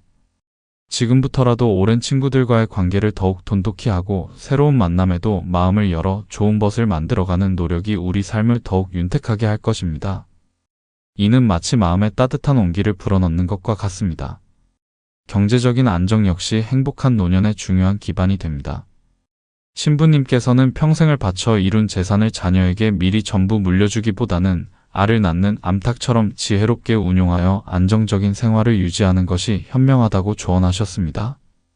이는 단순히 돈을 움켜쥐라는 의미가 아니라 경제적으로 자립하여 누구에게도 아쉬운 소리 하지 않고 당당하게 살아갈 권리를 지키라는 말씀일 겁니다. 신부님께서 언급하신 영모기지 제도 같은 것도 잘 알아보면 우리 집에서 계속 살면서도 일정 소득을 확보할 수 있는 좋은 방안이 될 수 있습니다. 중요한 것은 정보를 얻고 우리 상황에 맞게 주체적으로 판단하고 결정하는 자세입니다. 가족 간의 신뢰는 무엇과도 바꿀 수 없는 가치이지만 특히 재산 문제에 있어서는 신중함과 투명성이 필요하다고 신부님은 지적하셨습니다. 배우자나 자녀와 재정 상황을 공유하고 중요한 결정은 함께 논의하며 공동으로 관리하는 것이 오해를 막고 불필요한 갈등을 예방하는 길입니다. 이는 서로를 믿지 못해서가 아니라 오히려 더 깊은 신뢰를 쌓아가기 위한 과정입니다. 모든 것을 투명하게 공개하고 함께 책임질 때 가족 관계는 더욱 건강하게 유지될 수 있을 겁니다. 제가 신부님 말씀 중 가장 깊이 공감하며 여러분께도 꼭 강조하고 싶은 것은 이제는 자녀 걱정에서 한 걸음 물러나 나 자신을 위한 삶에 집중해야 한다는 점입니다. 자녀들은 이제 스스로의 길을 걸어갈 만큼 충분히 성장했습니다. 이제는 우리 자신에게 그동안 쏟았던 관심과 사랑을 돌려줄 차례입니다. 평생 해보고 싶었지만 미뤄두었던 취미를 배우거나 건강을 위한 운동을 시작하거나 마음 맞는 사람들과 여행을 떠나는 등 오롯이 나를 위한 시간을 만들어가는 것이 중요합니다. 이렇게 스스로를 아끼고 돌보는 과정에서 우리는 삶의 새로운 활력과 기쁨을 발견할 수 있을 겁니다. 마지막으로 신부님께서 제시하신 행복한 노년을 위한 10가지 지침들은 우리 삶의 등대와 같습니다. 긍정적인 마음가짐은 어려운 순간에도 희망을 보게 하고 독립적인 생활 태도는 자존감을 지켜줍니다. 과거의 아쉬움이나 원망은 흘려보내고 새로운 것을 배우려는 열린 자세와 주변의 따뜻한 마음을 나누는 너그러움은 우리 노년을 더욱 빛나게 할 것입니다. 이러한 지침들은 결국 우리 자신을 깊이 사랑하고 매 순간을 감사하며 살아갈 때 자연스럽게 실천될 수 있는 덕목들입니다. 여러분, 황창현 신부님의 지혜로운 말씀들을 통해 우리는 행복한 노년을 만들어갈 여러 열쇠를 얻었습니다. 이 열쇠들을 가지고 우리 각자의 삶의 문을 열어 더욱 풍요롭고 의미 있는 시간들을 만들어 가시길 진심으로 바랍니다. 중요한 것은 이론으로만 아는 것이 아니라 오늘 지금 이 순간부터 작은 것이라도 우리 삶 속에서 실천해보는 용기와 의지일 겁니다. 함께 그런 노년을 만들어 가시길 바라겠습니다. 이어서 황창현 신부님의 말씀을 듣겠습니다. 자, 이제 노년에 대해서 첫 번째 시간에 우리가 의학이 발달해서 우리가 현대 기계 문명 덕분에 안 죽는다고 말씀을 드렸어요. 우리 할머니들은 100살 사시고 저 뒤에 계신 젊은 분들은 120살 산다고 말씀을 드렸어요. 그러니까 이제는 인생을 설계를 보통 60 내지 70까지 설계를 하시는데 이제 설계를 바꾸셔야 됩니다. 어떻게? 여기 계신 할머니들은 100살까지, 뒤에 계신 젊은 분들은 120살까지 살 거를 계획을 짜셔야 돼요. 그래야지 인생의 의미가 있는 겁니다. 두 번째 시간에는 제가 뭐라고 말씀을 드렸느냐면 노년이 되면 외로움이 가장 큰 문제예요. 상실감을 많이 느끼기 때문에 외로움이 오고 그 다음에 자식과의 관계가 불편하고 오로지 누구밖에 없다? 남편밖에 없다. 남편 죽는 날 그날부터 뭐가 된다? 고아된다. 그러니까 정말로 노년에 가장 소중한 사람은 남편이요 아내다. 그런 말씀 드렸어요. 그래야지 외롭지 않게 돌아가실 수 있어요. 그러니까 남편과의 관계에서 가장 좋은 건 뭐야? 남편 전날 죽고 그 다음날 따라 죽는 게 제일 좋은 거예요. 그게 서로 가장 좋은 거예요. 세 번째는 노년에 재산 관리를 참 잘해야 된다. 재산 관리를 잘하라는 게 뭐야? 자식한테 주라는 게 아니고 뭐예요? 내가 가지고 다 쓰다가 죽을 때 통장에 얼마만 남기고 죽어라? 500만 원만 남겨 죽어라. 모자라는 건 뭘로 하면 된다? 부조금 들어온다. 그렇게 말씀드렸어요. 자, 요 세 가지만 이해를 해도 노년에 대한 이해를 잘하는 거예요. 그러면 이제 오늘 시간은 뭘 할 거냐? 이제 내가 이 남은 인생을 어떻게 살아야지 즐겁고 행복하냐? 행복한 방법에 대해서 지금부터 말씀을 드리겠습니다. 잘 들으시기 바랍니다. 저는 원래 좀 몸이 현찮았어요. 우리 할머니들 15년 전에 나 봤을 때 47kg라고 말씀드렸죠? 지금은 57kg예요. 원래 63kg까지 살이 쪘다가 제가 살을 빼갖고 지금 아주 좋습니다. 그런데 노년에 가장 두려운 게 뭐예요? 내가 쓰러질까봐, 내가 누워서 이 자리 이렇게 그냥 보존하고 그냥 누울까봐가 가장 두렵다는 거예요. 그런데 우리나라는 아직 그런 통계가 잘 안 나왔지만은 미국은 96%가 건강하게 산대요. 마지막 죽기 전 6개월, 1년 요 정도 고생을 하고 대부분이 96%가 건강하게 산다는 거예요. 그러니까 우리 할머니들이 제일 신경 써야 되는 게 이제 뭐야? 건강이야. 그러니까 첫 번째 운동해라. 우리 할머니들 수영장 다니세요. 수영장. 그 할머니들 그 안양에 그 시립 수영장 있죠? 예, 거기 가면 할머니들은 또 깎아줘요. 그래서 어떤 수영장 27,000원 한 달에, 안양은 내가 보기엔 한 33,000원에서 한 3만 원? 그래, 맞아. 3만 원밖에 안 해. 수영장 한 달 내내 다니는 게 3만 원이면 생각해봐. 이게 많은 돈이에요, 적은 돈이에요? 어떤 할머니한테 많고 어떤 할머니한테 적은 돈이죠. 그런데 쉬운 방법이 있어요. 오늘 집에 가서 어떻게? 은행에 들르라니까. 네, 오늘 은행에 들러갖고 어떻게? 바로 집을 잡히는 거예요. 그래갖고 한 달에 100만 원씩 받는 영모기지론 하면은 한 달에 3만 원. 적은 돈이에요, 많은 돈이에요? 적은 돈이에요. 그러면은 아마 일주일에 3번 가는 걸로 내가 알고 있어요. 일주일에 3번 가면은 가서 수영하라는 게 아니에요, 할머니들. 어떻게? 수영장에서 걸어갔다가 걸어오기만 해도 이게 절대 들어눕지 않는다는 거예요. 근육이 얼마나 이게 풀어지는 운동인지 몰라요. 그래서 수영하라는 거예요. 또 좋은 건 뭐야? 춤추라는 거, 춤추라는 거예요. 춤. 어저께 시부님하고 얘기를 하다 보니까 이제 점점 이 어르신 성경대학을 많은 프로그램을 하겠다고 그러시더라고요. 그래, 춤추는 거 좋은 거예요. 나이 먹어서 춤추는 거 굉장히 좋은 거예요. 그 다음에 그것도 안 되면 스트레칭. 그 현영의 S라인 테이프 하나 사다가 똑같이 해라는 게 아니에요. 비슷하게만 해도 몸이 굉장히 좋다는 거예요. 문제는 안 움직이는 게 문제예요. 안 움직이는 게. 그러고 난 다음에 걷기 운동. 묵주 하나 들고 거기 안양천 내려가고 어떻게? 잘 꾸며놨잖아요, 이제는. 안양천 왔다 갔다만 해도 그게 건강에 좋은 거예요. 괜히. 3단 받쳐요? 그래. 그러면은 한 3번 왔다 가고 9단 해갖고 마지막 집 가는 길 1단 해갖고 10단 받치면 딱 좋은 거지.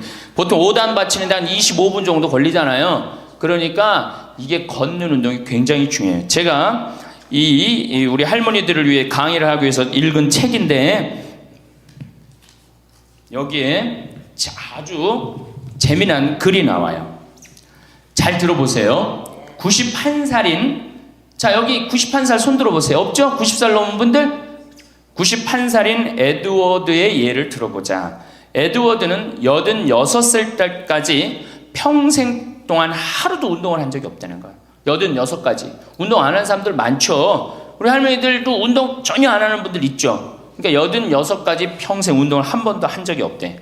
그 무렵 그는 노인을 위한 히브루 재활 센터를 방문하게 되었는데 마침 자신의 여가 시간을 채우기 위해서 무언가 할 일이 필요한 참이었다.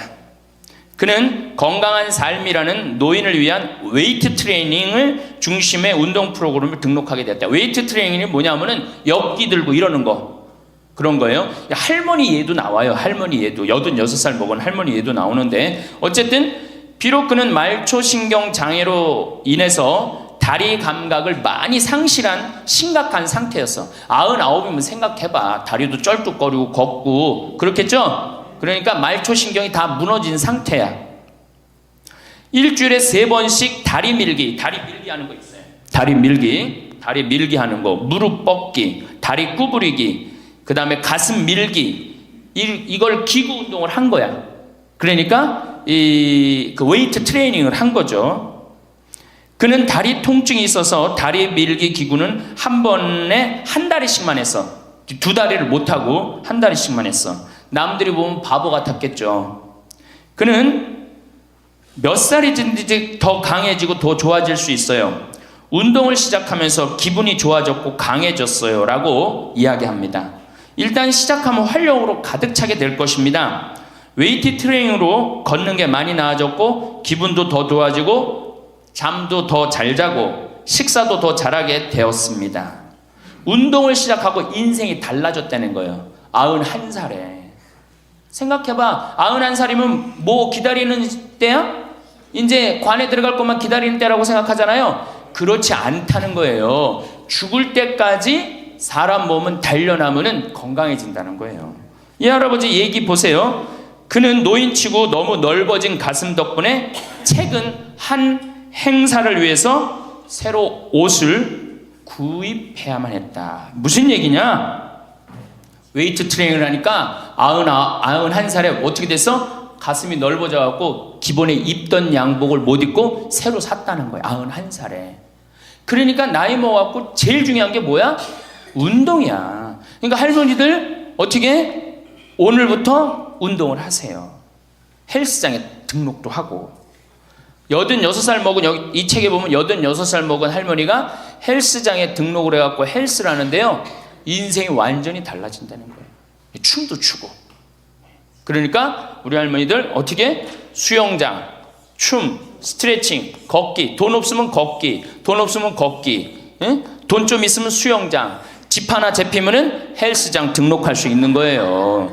그래서 건강처럼 우리 인생에 좋은 게 없어요. 이런 걸 해다가 죽어야지 꼴까닥 죽는 거예요. 꼴까닥 그냥 죽어요? 절대 그냥 꼴까닥 죽지 않아요. 아무것도 안 하면은. 근데 이걸 계속 하다 보면 마지막에는 근력이 다 떨어질 때는 그냥 일본에서 그래요. 팽팽하게 산다는 거. 고무줄을 한번 생각해봐. 고무줄 쫙 늘어뜨려. 굉장히 팽팽하죠? 어느 순간에 이게 다 되면 어떻게 돼? 딱 끊어진다 그래.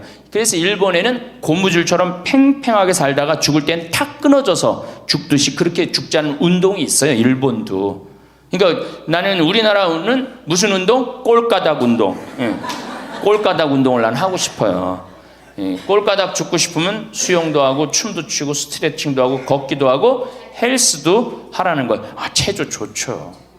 그래서 우리 할머니들 노년의 가장 행복의 첫 번째 조건이 뭐다? 운동을 해라. 다리를 끌고 다닐 수 있으면 끌고 다닐 수 있을 때까지 끌고 다녀야 돼요. 성당 어떻게 평일 미사 열심히 나가세요. 얼마나 중요해요. 지금 내 이제 하느님한테 곧 갈 때 아니야. 그러니까 하느님한테 잘 보여야 돼, 안 잘 보여야 돼? 그렇죠? 그럼 평일 미사, 주일 미사 말할 것도 없고. 가능한 한 며느리하고 사는 할머니들은 가능한 한 어떻게? 집을 벼주는 게 며느리를 위해서 좋은 거예요. 관계도 좋아져요. 자꾸 보면 관계가 나빠지는데 가끔 보면 좋아지게 돼 있어요. 그리고 이런 노인 어르신 성경대학 나와서 전심도 해결하고 들어가고 1박 2일 이렇게 나온 며느리 얼마나 좋겠어. 그렇죠? 예. 자, 두 번째.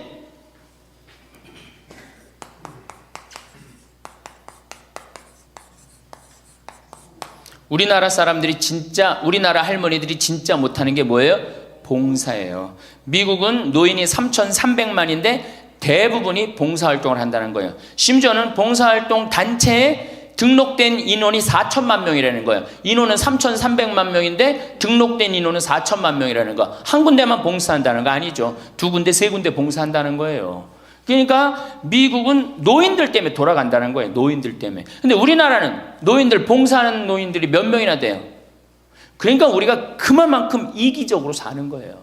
내 자식, 내 새끼, 우리 집만 생각하는 거지 우리 전체 사회를 생각하지 않는 거야. 아니 65세 넘어갖고 뭘 또 내 자식, 내 집, 내 새끼를 생각해. 이제는 좀 살 만큼 이 세상 얻어먹을 만큼 다 얻어먹었잖아. 세상에서 누릴 만큼 다 혜택을 누렸잖아요. 그러니까 이제는 어떻게 하고 돌아가야 돼? 되돌려주고 돌아가야지.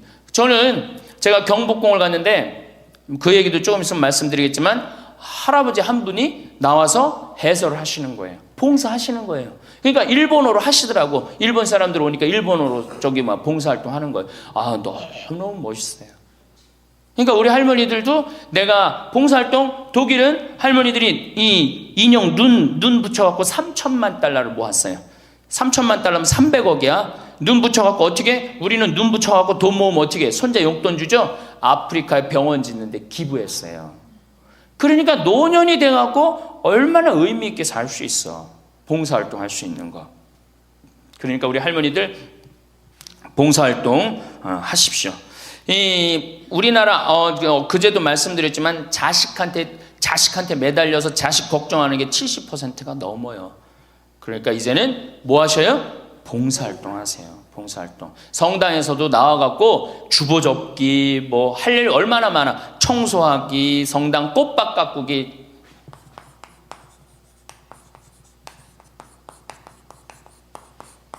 그 다음에 화분 이렇게 꾸며갖고, 우리 여기 지금 한 분 들어와서 사시는 회장님이 계셔요. 나이가 한 75 되셨는데, 이 허브를 가꾸셔갖고 지금 여기 어저께 우리 자매님들한테 제가 보여줬죠? 할아버지 한 분이 그 허브를 가꾼 거예요. 우리 생태마을을 얼마나 근사하게 만들어놨는지 몰라.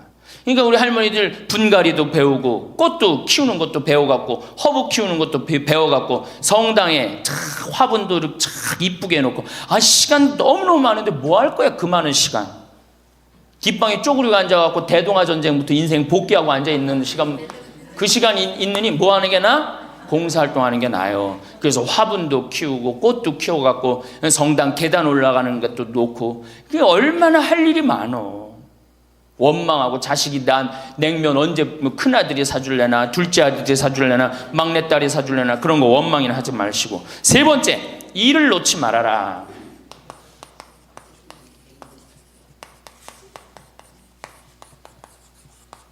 일을 놓지 말아라. 여러분들, 송혜 선생님이 몇 살이시죠? 81살이에요. 81살인데 얼마나 멋있어요. 정말로 전국을 들었다 놨다 하잖아요. 그것도 주일날 12시에.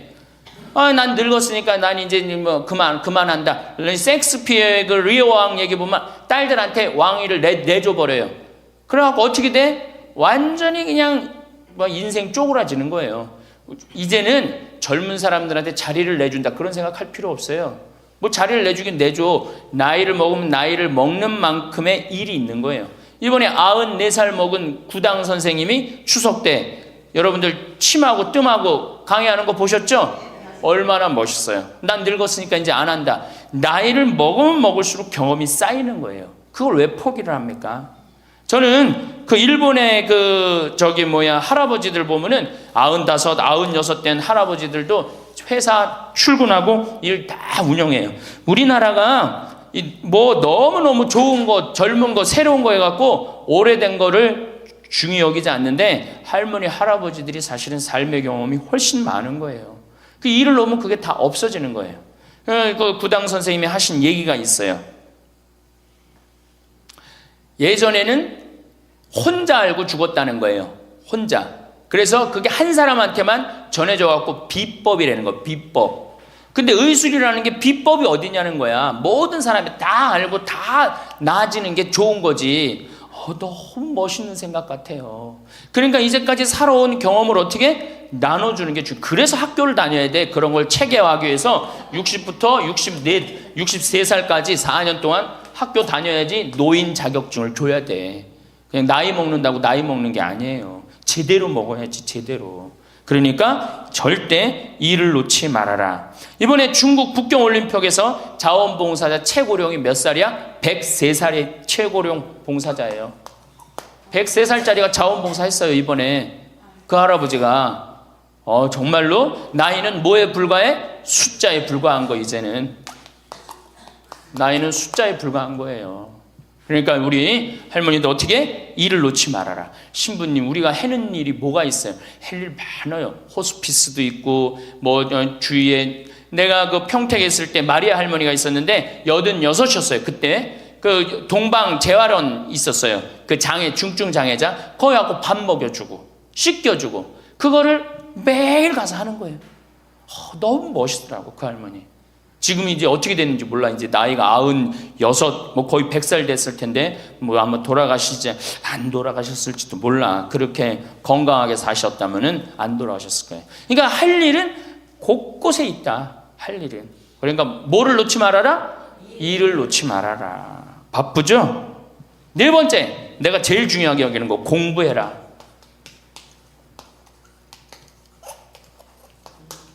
나이 먹으면은 공부할 생각을 안 해요. 더 새로 배울 생각을 안 해요. 얼마나 우리 할머니들이 한심하냐 하면은 자식이 어머니 핸드폰 사드릴게요. 핸드폰을 사줬어. 그러면 기능을 배워야 될 거 아니야. 이게 뭐 복잡하고 골치 아프다고 기능 안 배우고 1번 큰아들, 2번 작은아들, 3번 막내딸 땡! 그렇죠? 아니 이거 강의 시간에 핸드폰 안 울리게 하려면 진동으로 하는 방법도 배우고 진동 푸는 방법도 배우고 그 다음에 또 저 신부님 정말로 강의 너무너무 재밌네. 자, 뭐 사진도 찍어야 되겠다. 그럼 사진도 쫙 찍고 나하고 좀 내 핸드폰에 신부님 딱 사진도 좀 찍어놓고 이래야 되는데 우린 배울 생각을 해야 안 해요? 생전 안에 1번 큰아들, 2번 작은아들, 3번 막내딸. 땡이야 땡. 뭐 메시지 보내는 법도 좀 배우고, 그래갖고 그냥 자식들한테 맨날 전화하고 그러지 말고, 자식이 뭐 하는지도 모르는데 맨날 전화하지 말고 메시지 보내갖고, 얘야 오늘 날이 참 덥단다, 더운데 뭐 건강 조심해라. 엄마가 얼마나 멋있어요. 그러니까 안 배우고 짜증을 자꾸 내. 얘 뭐 이렇게 복잡한 게 이런 게 어딨냐, 아이고 이거 내 관둬라, 이래고 그냥 짜증을 자꾸 배. 무식하면 자꾸 짜증을 부리고 성질을 부리게 돼 있어요. 그러니까 아유 신부님 늙어서 자꾸 이렇게 가르쳐달라 저렇게 가르쳐달라 창피하다고. 시대가 얼마나 빨라요. 안 배우고 못 살아요. 안 배우고. 저도 배우는데요. 저도 우리 직원들한테 컴퓨터 모르면 전화해갖고 야 이게 어떻게 되는 거냐, 이걸 어떻게 이 그림을 집어넣어야 되는 거냐. 그래갖고 아 신부님 제가 컴퓨터 그대로 켜놓을 테니까 따라하세요. 그러면은 따라해요. 아 그래, 야 이게 뭐냐, 그러면서 배우는 거예요. 시대가 빨리 변하기 때문에 어떻게 배울 수밖에 없어요. 얼마나 빨리 변하느냐면은 지난 1000년은 지난 100년에 빠른 만큼 변해요. 지난 100년 동안 빠른 거는 지난 10년에 빠른 거하고 똑같아요. 지난 10년은 어떻게? 지난 1년에 변한 것처럼 또 지금은 3개월에 한 번씩 업그레이드 된다는 거예요. 그런데 안 배우면 어떻게 하려고. 안 배우면. 신부님 이젠 살 만큼 살았고 머리 복잡합니다. 뭘 배웁니까? 그냥 이러다 살다 죽지. 그럼 뭐하러 살아 죽지 그냥. 사는 나는 사는 것 같이 살다가 죽어야 될 거 아니에요. 운동도 하고 봉사도 하고 일도 놓지 말고 공부도 하고 그리고 살아야 되는 거예요.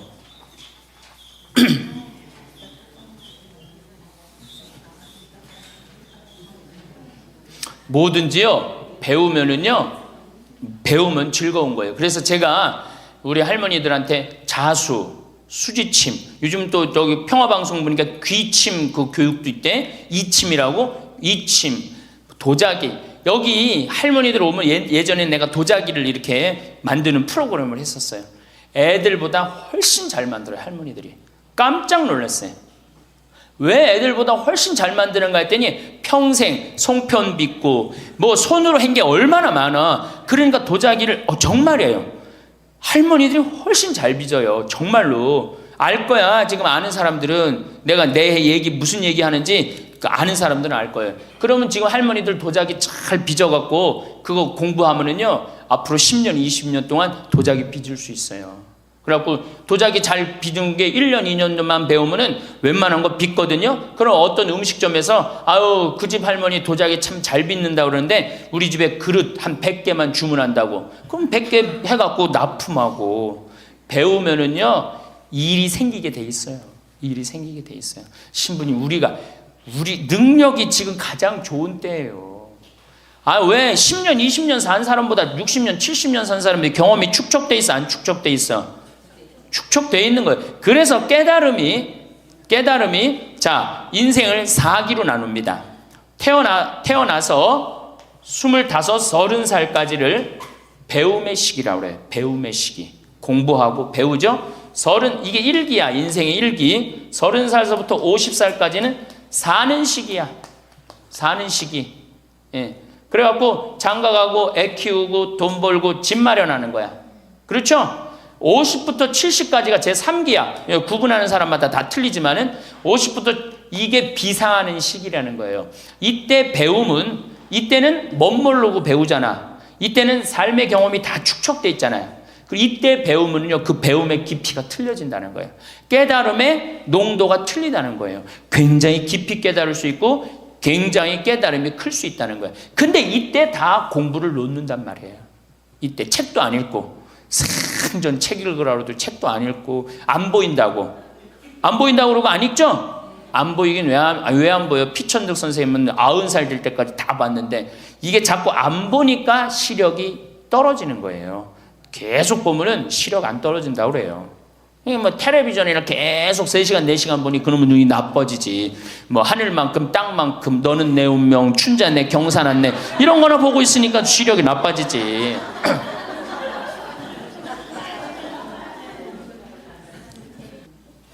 다섯 번째, 인생을 즐겨라.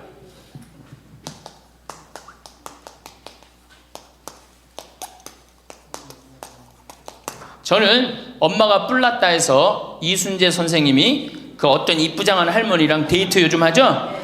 그런데 둘째 아들이라는 의사라는 아들놈이 나타나갖고 아버지의 그거를 아주 못을 받고 나갑니다. 그놈 이 세상에 나쁜 놈 중에 제일 나쁜 놈 중에 하나예요. 왜? 아버지는 감정이 필요 없다 이거야. 그래 나이를 먹을수록 감정이 더 애틋합니다. 나 강의 끝나고 나 끌어안는 할머니들 많아요. 막 끌어안고 젊은 30대 40대 아줌마들은 강의 듣고도 나 안 끌어안죠. 근데 60대 70대는 할머니 끌어안는단 말이에요. 누구 감정이 애틋한 거예요? 할머니 감정이 더 애틋한 거예요. 아니 나이를 먹어갖고 사랑하는 사람 만나갖고 기대고 아까 어제 계속 제가 말씀드렸잖아요. 나이를 먹으면 유대관계가 아주 중요한 거예요. 남편이 없다, 친구가 없다, 너무너무 외로운 거야. 그런데 그 와중에 그 이쁘장 할머니랑 데이트를 하는데 그거를 반대하는 자식은 그 자식이에요. 그래서 여러분들 우리가 인생을 즐길 줄 알아야 돼요. 우리 할머니들 경복궁 자 전철 타면은 전철비 공짜 아니야? 공짜죠? 경복궁 윗장료 공짜 아니야?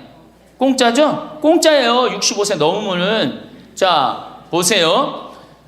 야 오늘은 내가 왕비처럼 대왕 대비마마가 되고 싶다. 노인 어르신 성경대학 같은 반 우리 도시락 싸들고 가자. 가면은요 그 얼마나 궁이 이뻐. 그럼 다 설명도 해줘. 그 뒤에 부용정이라는 데 가봐. 얼마나 그 정원이야. 왕실의 정원이에요. 내가 세계 여러 나라 정원 다녔지만 우리나라 정원처럼 우리나라 궁의 정원처럼 자연스럽고 아름다운 데는 없어요. 다 다른 데는 꾸며놓고 정말로 편안하지 않아. 근데 거기 이렇게 산책을 하다 보면요 그냥 너무너무 좋다. 특히 이제 단풍 들 때 가봐요. 정말 기가 막히지. 그러니까 경복궁 오늘은 우리 경복궁 가자. 경복궁 가갖고 하루 점심 먹고 내일은 창덕궁 모레는 어르신 성경대학이니까 어르신 성경대학도 가고 다음 날은 3일 돌아다녔으니까 피곤하니까 하루 집에서 쉬고 다음 날은 덕수궁 그 다음에 또 내가 할머니들한테 많이 청하는 거는 박물관에 많이 다니시라는 거예요. 이거 다 배움하고 다 연결돼 있는 거야. 박물관에 가보세요. 내가 그동안 우리나라를 느끼지 못했던 걸 박물관 가면 국립박물관 가봐. 모든 걸 다 느낄 수 있어요. 그 다음에 여기저기 삼성 에버랜드 거기 있는데 희원이라는 데 가봐요. 얼마나 잘 꾸며놨는지. 그러니까 바빠. 경복궁 다녀야지, 박물관 다녀야지, 헬스 다녀야지, 수영 다녀야 되지. 어때요? 싸울 시간이 어디 있어 며느리하고. 없어요. 집안에 신부님 이거 하려면 돈 많이 들 텐데 돈 거의 안 들어요. 또 돈 든다 하더라도 어떻게 하면 돼? 오늘 집에 가갖고 잡히면 돼. 그래서 잘 생각해 보세요. 내가 운동 다니고 봉사 다니고 일하고 공부하고 경복궁 다니고 박물관 다니면은 아파서 누울 시간 있어요 없어요? 없어요. 아파서 누울 시간 없어요. 그리고 자식하고 부닥칠 시간 있어요 없어요? 없어요. 원망할 시간 있어요 없어요? 내가 바빠 죽겠는데 누구 지금 원망해. 내가 지금 바쁜데. 그래서 누가 필요한 거야? 남편이 필요한 거야. 같이 다닐 남편. 만약에 남편이 다니기 싫다 그럼 친구가 아주 중요한 거예요. 같이 다닐 수 있는. 그래서 자식보다 손자보다 더 중요한 건 누구야? 이렇게 얘기해도 집에 가면 또 자식 용돈 달래 손자 용돈 달래 거기다 주지. 좋은 친구 이 라면 냉면 같이 안 사 먹어. 참 이 벽을 어떻게 깨야 되는지. 그래서 학교를 다녀야 돼. 4년제 학교를 졸업해야지. 자격증을 주고 안 다니면 못 살게 해줘야 돼. 6번째, 감사하라. 우리 신앙인 중에 내가 천주교 교우들 중에 정말 못하는 게 감사해요. 우리 할머니들 우리 집에 암 환자들이 많이 와 있어요. 암 환자들이. 어제도 암 환자 몇 분이 미사 참여를 했어요. 잘 못 느꼈겠지만은. 그런데 저기 순천, 전주에서 오신 분들, 순천에서 아주 증세가 안 좋은 자매가 하나 왔어요. 아주 얼굴이 새카매. 간이 안 좋아갖고 얼굴이 새카매. 남편도 나한테 와갖고 신부님 소식을 들었는데 여기 오면 좋다고 그래서 왔다. 신부님만이 우리를 살려준다. 내가 무슨 재주가 있어서 살려줘? 나는 살려줄 능력 없어요. 그런데 왔는데 그 자매를 봤는데 우는 거예요. 너무 아프니까 계속 우는 거예요. 그런데 내 강의를 몇 번 들어보고 주위에 암 환자들 보니까 암 환자들이 깔깔깔깔 웃는 거야. 그러니까 나한테 그 얘기를 해요. 로엘라 자매님, 신부님 너무 이상하다고. 저 암에 걸렸는데 왜 웃느냐고. 저 자매들은 난 아파 죽겠는데 난 밥도 못 먹고 토하고 그러는데. 그래서 내 강의에 중요한 게 뭐야? 기뻐하라, 감사하라야. 자매님 지금 살아있는 것 자체만 해도 지금 은총이다. 죽으면 하나님한테 가는 것도 은총이고, 내가 울면서 하루를 지내느냐 웃으면서 하루를 지내느냐 굉장한 차이가 있다.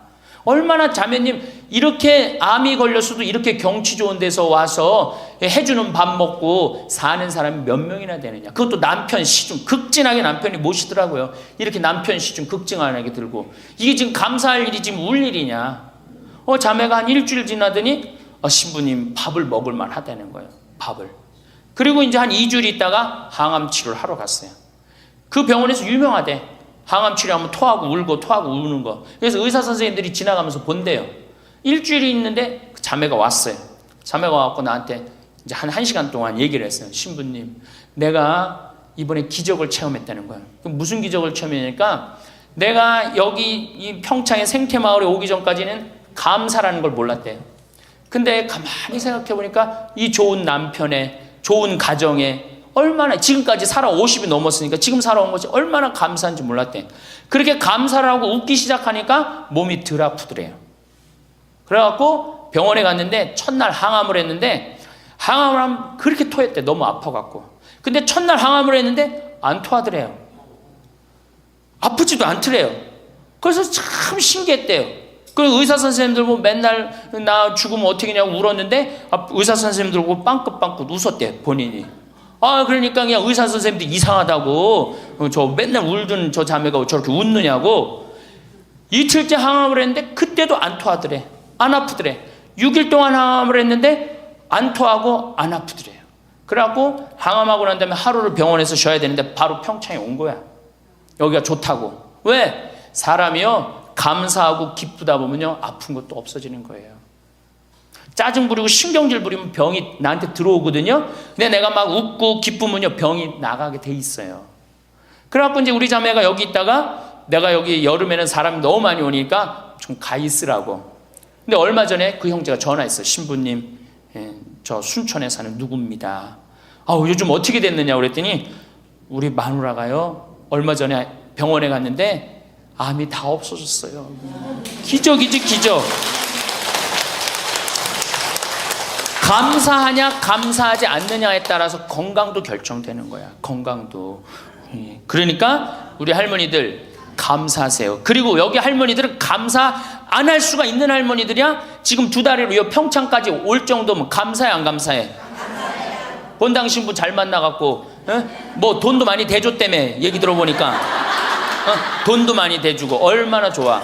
그리고 생각해봐. 어제 점심 저녁 오늘 아침 저녁 해주는 밥 먹었잖아. 그렇죠? 맨날 내가 집에서 해 먹어야 되는데 해주는 밥 먹고 얼마나 감사해. 또 어젯밤에 이렇게 빈님이 오시는데 아침에 일어나니까 저 구름, 산에 걸려있는 구름 이뻐요 안 이뻐요?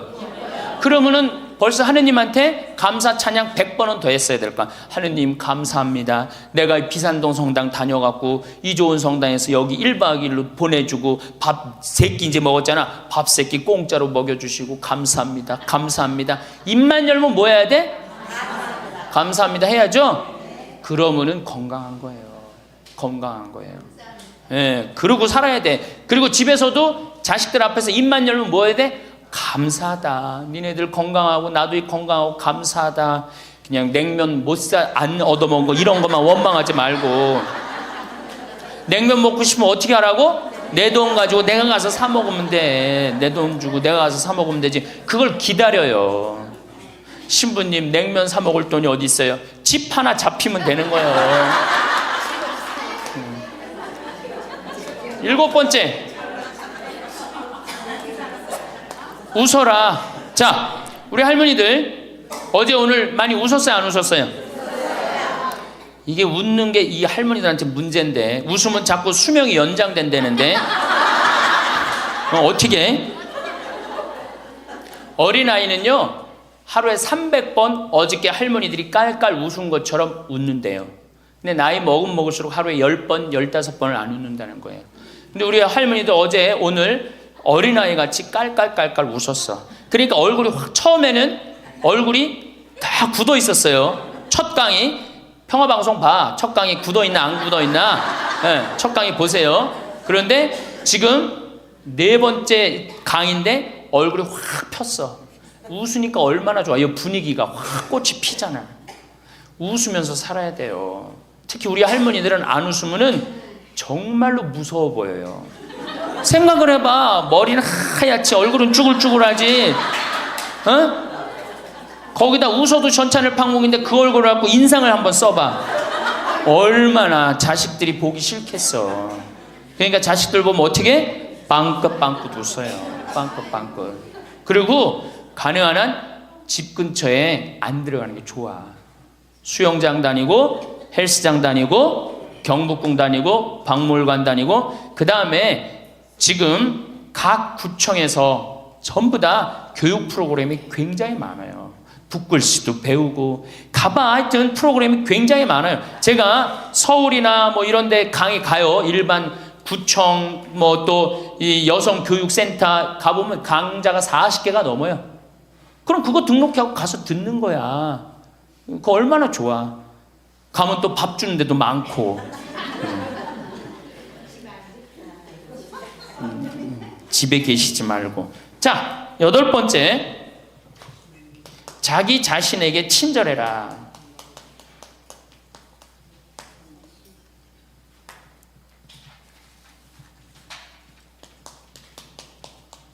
제가 이거 가장 중요하게 여기는 겁니다. 자기 자신에게 친절해라. 우리 할머니들 이제 내가 늙었으니까 이제 소용없다.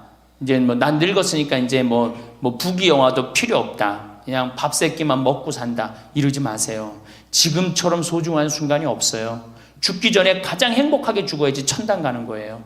자, 아들이 어머니 제가 갈비 사드리니까 갈비 먹으러 갑시다. 그러면은 할머니들이 얘야 경제도 어려운데 갈비는 무슨 갈비냐, 그냥 집에서 김치찌개나 먹자. 이 할머니 바보 멍텅구리 할머니예요. 아들이 갈비 사준다면 어떻게 해야 돼? 방에 들어가고 바로 빨간 거 입술에 바르고 가방 들고 따라 나가야 돼요. 응? 그리고 체하 갖고 집에 들어와서 약을 먹는 한이 있더라도 아들한테 뭐라고 그래야 돼? 내가 아들 잘 만나갖고 호강한다. 고맙다. 고맙다. 어디 갔어? 고맙다. 응? 감사하다. 정말로 내가 너 때문에 호강한다. 나같이 이렇게 호강하는 노인네가 우리 동네는 없다. 이렇게 얘기하면은 다음에 아들이 어떻게 해? 또 사드리고 싶어요. 그런데 만약에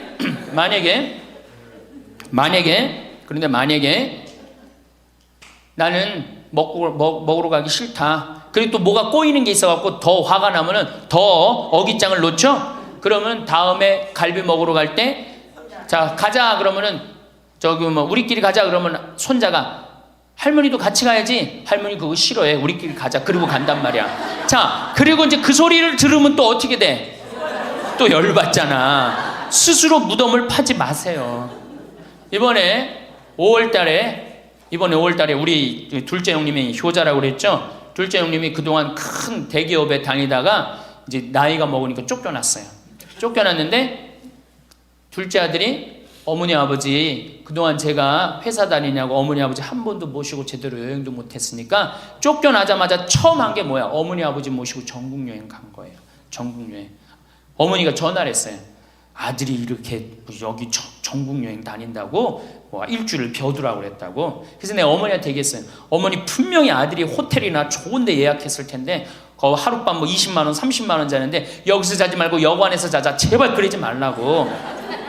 대신 어떻게 들어가고 자면서 내가 아들 만나고 호강한다. 내가 이렇게 행복한, 내가 나같이 행복한 노인네가 세상에 어디 있을 수 있는가. 그렇게 계속 얘기하라고. 계속. 그래야지 아들이 기분 좋은 거예요. 나는 내가 신부 처음 됐을 때 어버이날인가 어머니한테 내가 옷 좋은 걸 사줘야 되겠다. 그래갖고 백화점에 가고 거의 100만 원짜리를 내가 골라갖고 은은하고 우아한 거를 사다 줬어요. 어머니한테. 근데 어머니가 그걸 딱 보더니 확 내던지더라고. 100만 원짜리를. 나 이런 거 싫다고. 그러니까 어머니 마음에 안 드는 거예요. 늙으면 난 울긋불긋한 거 좋아하는 걸 그때 몰랐지. 그걸 모르고 그냥 은은한 걸 사준 거야. 근데 마음에 안 들었던 거지. 그런데 사실은 마음에 안 들어도 아이고 고맙다. 그리고 안 꼈잖아. 그럼 그거 갖고 울긋불긋한 거 사면 되잖아. 근데 그 자리에서 버리니까 그 후로 난 한 번도 어머니 옷 사준 적이 없어요. 자신이 없는 거야. 뭘 사다 줘야지 이게 마음에 드는 건지. 이제는 좀 자신 있어. 이제는 울긋불긋한 거 사다 주면 좋다고 그래. 자기 자신한테 친절해야지. 누구도 친절해? 자식도 귀하게 여기는 거예요. 재미난 얘기가 있잖아요. 어떤 엄마가 자기 아들을 막 때려. 야 이놈 자식 너 맨날 말도 안 듣고. 그럼 동네 아줌마도 에이 이놈아 너 왜 엄마 말 안 들어 때리는 거예요. 내 자식 내가 때리면 누구도 때려 남도 때리게 돼 있어요. 근데 내 자식 금에 오기야 키우면 다른 사람 못 때립니다. 똑같은 거예요. 할머니가 어제도 말씀드렸잖아요. 예쁘고 고운 옷 입고 탁 성당 갈 때 하얀 예쁜 한복 탁 입고 성당 갔다 오고 탁 걸어놓고 또 누구 온다면 탁 예쁜 거 입고 이건 뭐 이날이나 저날이나 몸빼바지 비슷한 거 입고 그냥 그러지 말라는 거예요. 그러니까 내가 이탈리아 프랑스 브랭땅 백화점인가 그 앞에 가는데 멋있는 양장 입고 다니는 다 할머니들이에요. 근사하게. 근데 우리는 할머니들이 다 그냥 정말로 그 늙은 티를 내고 있는 거예요. 그러지 마시고 하얀 옷 이쁘게 치마도 깨끗한 거 다 다려입고 풀도 먹이고 매일 그러려는 건 아니지만은 성당 갈 때 그렇게 하고 집에 와서 딱 걸어놓고 그렇게 자기 자신한테 귀하게 친절하게 해야지 인생이 값이 있는 거예요. 가치가 있는 거고. 아셨죠? 아, 내가 또 하나 빼먹은 거 있다. 이 운동할 때 목욕탕 다녀라. 나이 먹었고 건강에 아주 좋은 건 목욕이에요. 목욕. 그래서 어제 샤워해라. 어저께 구리성당에 베드로 대학에 매일 샤워해라 그랬죠? 목욕탕 다니세요. 피부도 고와지고 근육도 굉장히 많이 부드러워지니까. 그러니까 어쨌든 자기 자신한테 친절하면 돼. 아, 신부님 너무 이기적이지 않느냐? 봉사활동 있잖아. 봉사하고 자기 자신한테 사랑하고 이렇게 살아갈 때 인생이 찬란한 거예요. 9번째, 신앙생활을 해라. 자, 이제 삶을 정리하는 시기야. 그렇죠? 삶을 정리하는 시기야. 삶을 정리하는 시기니까 이제 하느님을 믿고 하느님을 의지하고 살아가는 거 중요한 거예요. 그리고 사실은 우리 할머니들 지금 70, 80, 40면서 다 누구 은총이야? 하느님 은총이에요. 지금 우리 숨 쉬는 거, 공기 마시는 거, 여기 공기 달죠? 이 다른 공기 마시는 거 누구 은총 덕분이야? 하느님 덕분이에요. 그러니까 하느님 덕분이니까 어떻게? 하느님께 이제 남은 인생 감사하면서 사는 거예요. 그러니까 이 신앙생활, 하느님이 이제 묵주기도도 열심히 하시고 미사참여도 열심히 하시고 그리고 어제도 말씀드렸지만 돌아가실 때 제발 자식한테 재산 남겨놓고 돌아가지 마세요. 어떻게 하세요? 하느님의 영광을 위해서 가난하고 헐벗고 불쌍한 이들을 위해서 봉헌하고 가세요. 그렇게 봉헌하고 가셔야지. 그 김남호 박사님이라고 우리 천주교 교우인데 한 7, 8, 거의 10년 전에 돌아가셨는데 300억, 의사 선생님인데 300억 봉헌하고 가셨잖아요. 저는 그 선생님이 살아생전에도 대단하셨지만은 돌아가시면서도 너무 훌륭하게 돌아가신 거예요. 자식한테 재산 하나 더 물려준다고 그래봤자 그거 갖고 싸우기나 하고 감사하지도 않아. 10번째, 10번째, 세계 평화를 위해 기도해라. 너무 대단한 얘기를 해죠. 세계 평화를 위해 기도해라. 우리 할머니들 어제도 미사예물 들어오는 거 보니까 어떻게? 손자를 위하여, 뭐 자식을 위하여. 제발 그러지 마시고 이제는 전쟁이라면 하느님, 성모님이 그러잖아요. 전쟁 없애기 위해서 기도해라. 세계 가난한 이들을 위해서 기도해라. 그러잖아요. 그러니까 우리 할머니들 이제는 항상 누구를 위해서 기도해? 세계 평화, 세계의 구원을 위해서. 이젠 70쯤 됐으면 세게 놀아야 될 거 아니야. 크게 놀아야 될 거 아니야. 세계의 평화를 위해서, 세계의 구원을 위해서. 우리 성모님이 늘 세계 구원을 위해서 기도하라고 그러잖아요. 그리고 우리 신부들 위해서 기도하고. 그러니까 기도를 적어놔. 1번 이거 저기 뭐 방송에 뭐 누구 이름 하면 안 된다고 그러네. 본당 신부 위해서. 2번 세계 구원을 위해서. 3번 사제들을 위해서. 4번 기억하고 싶은 사람들 많잖아. 부모님을 위해서. 5번 자식들을 위해서. 6번 대통령 똑똑해지라고 기도하고. 이렇게 기도해놓고 아침부터 일어나고 딱 기도 지향을 두고 기도를 해두면요, 얼마나 자신이 소중한 사람이고 중요한 일을 한다는 걸 안다는 거예요. 우리 할머니들, 자 다시 한번, 이거 뭐 다 기억 못하겠지만, 뭐 해라? 운동해라. 뭐 해라? 봉사해라. 뭐 해라? 일을 놓지 말아라. 뭐 해라? 공부해라. 그 다음 인생을 즐겨라. 아주 중요한 거예요. 그 다음에 감사해라. 웃어라. 자기 자신에게 친절해라. 신앙생활을 해라. 세계 구원을 위해 기도해라. 자, 총정리합니다. 자, 21세기는 누구의 시대다? 노인의 시대다. 노인의 시대다. 의술이 발달해갖고 이제는 보통 100년을 산다. 100년을 사니까 우리 할머니도 앞으로도 30년, 20년 남아있다. 30년, 20년 남아있는데 외롭고 쓸쓸하게 살면 안 된다. 그래서 누가 필요하다? 친구가 필요하다. 자, 이제 30년 남아있는 오래 사는 나를 돌볼 사람은 아무도 없다. 돌볼 사람은 오로지 누구밖에 없다? 나밖에 없다. 그러니까 냉면이 먹고 싶으면 나 지금 냉면 먹고 싶은 거 누구만 한다? 나만 한다. 그러니까 누구한테 누가 사줘야 된다? 나한테 내가 사줘야 된다. 냉면 먹고 싶으면 어떻게? 내 돈 가지고 내가 가서 사 먹으면 되는 거예요. 그래갖고 돈 있는 대로 다 쓰다가 죽을 땐 통장에 얼마만 남겨놓고 죽어라? 500만 원만 남겨놓고 죽어라. 그리고 돈을 쓰면 돌아다니게 돼 있고 움직이게 돼 있어요. 그렇죠? 그리고 죽을 땐 어떻게 죽어라? 꼴까닥 죽어라. 이것만 외우면은 할머니들 외롭지 않게 사실 거예요. 그러니까 어르신 성경대학 끝까지 다니시고 늘 즐겁게 사시고, 그리고 자식이 없다 이렇게 생각을 하셔야지 며느리가 스트레스 안 받는 거예요. 며느리 이거 챙겨나고 저거 챙겨나고 뭐 섭섭하고 뭐 기억하고 이거 있으면 며느리 못 살아요. 우리 어머니 바빠갖고 며느리가 있는지도 없는지도 모르고 살아. 그럼 며느리가 얼마나 엄마가 좋겠어, 시어머니가. 안 그래요? 그냥 며느리 아들만 그냥 평생 쳐다보고 살고 있어. 그냥 눈 그냥 아들 지나가면 아들 이렇게 하는, 며느리 지나가나 보다 이러고. 그러면 얼마나 불편하겠어요. 우리 어머니가 그래요. 우리 어머니 구경하기가 힘들어요. 바빠서. 나보다 훨씬 바빠요. 나보다. 세상에 나보다 바쁘니 얼마나 바쁜 거야. 아버님도 아침에 딱 나가고 동네 노인정 다니시고, 지금 이제 소백산 저 송이 따러 가시고, 그렇게 살아야지 스트레스를 안 받는 거예요.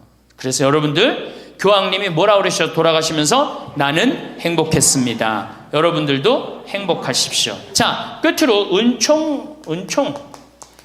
저는 내가 비산동에 있을 때도 그래서, 내가 이렇게 미사를 봉헌하다 보면 어떤 자매가 앉아있으면 기분이 너무 좋아. 미사 봉헌할 때. 그 자매 은총 가득한 자매예요. 또 내가 이렇게 집 질 때, 능평성당에서 집 질 때 어떤 형제가 나타나면은 집 짓는 일이 빨리빨리 진행이 돼요. 그 형제 무슨 형제야? 은총 가득한 형제. 남에게 기쁨을 주는 사람이 은총 가득한 사람이에요. 그러니까 우리 할머니들은 은총 가득하고 행복한 삶을 사시기를 바라겠습니다. 감사합니다. 살아가는 동안 우리는 수많은 계절을 맞이하고 또 보냅니다. 그 중에서도 노년이라는 시기는 마치 잘 익은 과일처럼 삶의 깊은 맛과 향기를 품게 되는 특별한 때입니다. 이 소중한 시간을 어떻게 하면 더욱 의미 있고 행복하게 보낼 수 있을지에 대해 황창현 신부님의 귀한 말씀을 길잡이 삼아 여러분과 함께 진솔한 이야기를 나누어 보고자 합니다. 신부님의 지혜는 특정 종교를 넘어 우리 모두의 삶에 적용될 수 있는 보편적인 가치를 담고 있어 함께 곱씹어 볼수록 그 의미가 깊어집니다. 신부님께서 행복한 노년을 위한 첫 번째 열쇠로 제시하신 것은 바로 꾸준한 운동입니다. 이는 단순히 몸을 움직이는 것을 넘어 우리 삶 전체에 활력을 불어넣는 근원과도 같습니다. 우리 몸은 정직해서 돌보는 만큼 건강으로 보답합니다. 매일 아침 가벼운 산책을 하거나 물속에서 부드럽게 몸을 움직이는 수영 또는 집에서 할 수 있는 간단한 체조라도 꾸준히 실천하는 것이 중요합니다. 운동은 혈액순환을 돕고 근력을 유지시켜 넘어짐을 예방하며 맑은 정신을 유지하는 데도 큰 도움을 줍니다. 중요한 것은 격렬함보다는 꾸준함이며 자신의 몸 상태에 맞춰 즐겁게 할 수 있는 운동을 찾는 것이 지혜로운 방법입니다. 이렇게 몸을 돌보는 습관이야말로 건강하고 기쁨 넘치는 노년을 위한 가장 기본적인 투자라고 생각합니다. 두 번째로 신부님께서는 봉사하는 삶이 가져다주는 깊은 기쁨에 대해 말씀하셨습니다. 돌이켜보면 우리는 평생 누군가로부터 도움을 받고 또 누군가에게 도움을 주며 살아왔습니다. 노년기의 봉사는 우리가 살아오면서 쌓아온 경험과 지혜, 그리고 따뜻한 마음을 사회에 환원하는 아름다운 과정입니다. 도서관에서 아이들에게 책을 읽어주는 일, 병원에서 아픈 이들의 말벗이 되어주는 일, 혹은 지역사회의 작은 일손을 돕는 등 우리가 할 수 있는 일은 생각보다 많습니다. 봉사는 타인을 위한 것이기도 하지만 그 과정에서 얻는 성취감과 삶의 의미는 우리 자신에게 더욱 큰 선물로 돌아옵니다. 새로운 사람들과의 만남을 통해 사회적 유대감을 다지고 외로움을 덜어내는 소중한 기회가 되기도 합니다. 세 번째 가르침은 일을 계속하는 것의 중요성입니다. 신부님께서 말씀하신 일이란 생계를 위한 의무적인 노동만을 의미하는 것이 아닙니다.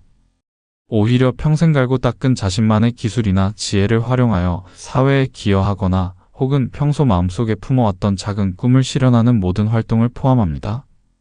경험을 바탕으로 젊은 세대에게 조언을 해주는 멘토가 될 수도 있고 아름다운 정원을 가꾸거나 손으로 무언가를 만드는 창작 활동에 몰두할 수도 있습니다. 이러한 활동들은 우리에게 경제적인 보상 이상의 정신적인 만족감과 자긍심을 안겨줍니다. 나는 여전히 쓸모있는 사람이다. 나는 무언가를 해낼 수 있다는 긍정적인 자기인식은 삶의 활력을 유지하는 데 매우 중요합니다. 네 번째로 신부님께서는 끊임없이 배우는 자세를 잃지 말라고 당부하셨습니다. 배움에는 나이가 없다는 말처럼 새로운 지식이나 기술을 익히는 것은 우리 뇌에 신선한 자극을 주고 세상을 바라보는 시야를 넓혀줍니다. 어쩌면 젊은 시절에는 생업에 바빠 미처 관심을 갖지 못했던 분야, 예를 들어 외국어나 악기 연주, 그림 그리기 또는 스마트폰이나 컴퓨터 같은 새로운 기술을 배우는 것에 도전해 볼 수 있습니다.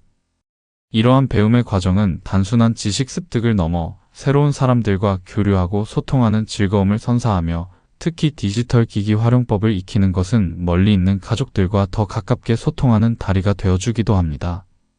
배움을 통해 우리는 매일 새롭게 성장하는 자신을 발견하게 될 것입니다. 다섯 번째는 인생을 마음껏 즐기는 것입니다. 신부님께서는 우리가 이제껏 앞만 보고 달려왔다면 이제는 잠시 멈추어 서서 주변의 아름다움을 느끼고 삶의 여유를 만끽해야 한다고 말씀하셨습니다. 젊은 시절에는 시간이나 경제적인 이유로 망설였던 여행을 떠나보는 것도 좋고 평소 좋아하던 음악회나 전시회를 찾아 마음의 양식을 쌓는 것도 훌륭한 즐거움입니다. 혹은 자연 속으로 들어가 계절의 변화를 온몸으로 느끼거나 오랜 친구들과 함께 맛있는 음식을 나누며 담소를 즐기는 소박한 시간 속에도 큰 행복이 숨어 있습니다. 중요한 것은 현재를 충실히 느끼고 스스로에게 기쁨을 선물하는 데 인색하지 않는 것입니다. 여섯 번째 지혜는 바로 감사하는 마음을 갖는 것입니다. 신부님께서는 일상의 아주 사소한 것들 속에서도 감사의 제목을 찾을 때 우리 삶이 얼마나 풍요로워질 수 있는지를 일깨워 주셨습니다. 아침에 눈을 떠 햇살을 볼 수 있다는 사실, 따뜻한 차 한 잔을 마실 수 있는 여유, 길가에 핀 작은 들꽃의 아름다움, 그리고 곁을 지켜주는 가족과 친구들의 존재에 대해 감사하는 마음을 가져보는 것입니다. 감사는 부정적인 생각들을 몰아내고 우리 마음을 평화와 만족감으로 채워줍니다. 매일 잠들기 전 오늘 하루 감사했던 일들을 떠올려보는 작은 습관이 우리 삶을 더욱 긍정적으로 변화시킬 수 있습니다. 일곱 번째로 신부님께서는 웃음의 놀라운 힘을 강조하셨습니다. 웃음은 최고의 보약이다라는 말처럼 진심으로 웃는 순간 우리 몸에서는 스트레스를 줄여주고 면역력을 높이는 호르몬이 분비된다고 합니다. 어린 아이들처럼 사소한 일에도 까르르 웃을 수 있는 순수한 마음을 되찾는 것이 중요합니다. 재미있는 이야기나 영상을 보며 함께 웃거나 유머를 생활화하여 주변 사람들에게도 즐거움을 선사하는 것도 좋습니다. 설령 억지 웃음이라도 자주 웃다 보면 그것이 진짜 웃음으로 이어지고 긍정적인 마음 상태를 유지하는 데 큰 도움이 됩니다. 8번째는 자기 자신에게 한없이 친절해지는 것입니다. 신부님의 이 말씀은 우리 모두에게 큰 울림을 줍니다. 우리는 평생 동안 가족을 돌보고 사회적 책임을 다하느라 정작 자기 자신을 돌보는 데는 소홀했던 경우가 많습니다. 이제는 그 누구보다 자기 자신을 아끼고 사랑하며 스스로에게 너그러워져야 합니다. 지난날의 아쉬움이나 후회보다는 지금의 나를 있는 그대로 받아들이고 내가 진정으로 원하는 것이 무엇인지 귀 기울여야 합니다. 스스로를 위한 작은 사치를 부리거나 편안한 휴식을 취하는 등 자신을 소중히 대하는 것이야말로 행복의 가장 기본적인 조건입니다. 9번째로 신부님께서는 신앙생활을 통해 마음의 깊은 평화를 찾으라고 조언하셨습니다. 인간은 누구나 삶의 궁극적인 의미와 마주하게 되며 때로는 연약함을 느끼기도 합니다. 신앙은 이러한 순간에 우리에게 큰 위안과 힘을 주고 삶의 방향을 제시해 줄 수 있습니다. 각자가 믿는 종교적 가르침을 따르거나 혹은 명상이나 자연과의 교감을 통해 내면의 목소리에 귀 기울이는 시간은 마음을 정화하고 영혼을 성장시키는 소중한 과정입니다. 이를 통해 우리는 삶의 어려움 앞에서도 흔들리지 않는 평정심을 유지하고 다가올 시간을 겸허히 받아들일 준비를 할 수 있습니다. 마지막 10번째 가르침은 나 자신과 가족을 넘어 더 넓은 세상을 위해 기도하고 마음을 쓰는 것입니다. 신부님께서는 이러한 이타적인 마음이 우리 자신의 존재를 더욱 의미 있고 가치 있게 만든다고 하셨습니다. 우리 주변의 어려운 이웃들을 위해 나아가 세계의 평화와 모든 생명의 안녕을 위해 기도하는 마음은 우리의 시야를 넓히고 더 큰 사랑을 실천하게 합니다. 이러한 마음가짐은 개인적인 행복을 넘어 공동체 전체의 행복에 기여하는 성숙한 시민의 자세이며 우리 영혼을 더욱 풍요롭게 합니다. 황창현 신부님께서 전해주신 이 10가지 지혜들은 결국 우리 삶을 더욱 긍정적이고 능동적으로 그리고 의미 있게 만들어가는 구체적인 방법들입니다. 노년은 삶의 마무리가 아니라 새로운 시작이며 지혜와 경륜이 빛을 발하는 황금기입니다. 오늘 함께 나눈 이야기들을 마음속에 새기시어 여러분 각자의 삶 속에서 매일매일 새롭고 소중한 행복을 발견하고 그 행복을 아름답게 가꾸어 나가시기를 진심으로 기원합니다. 우리의 노년이 기쁨과 감사 그리고 사랑으로 가득 채워지기를 소망합니다.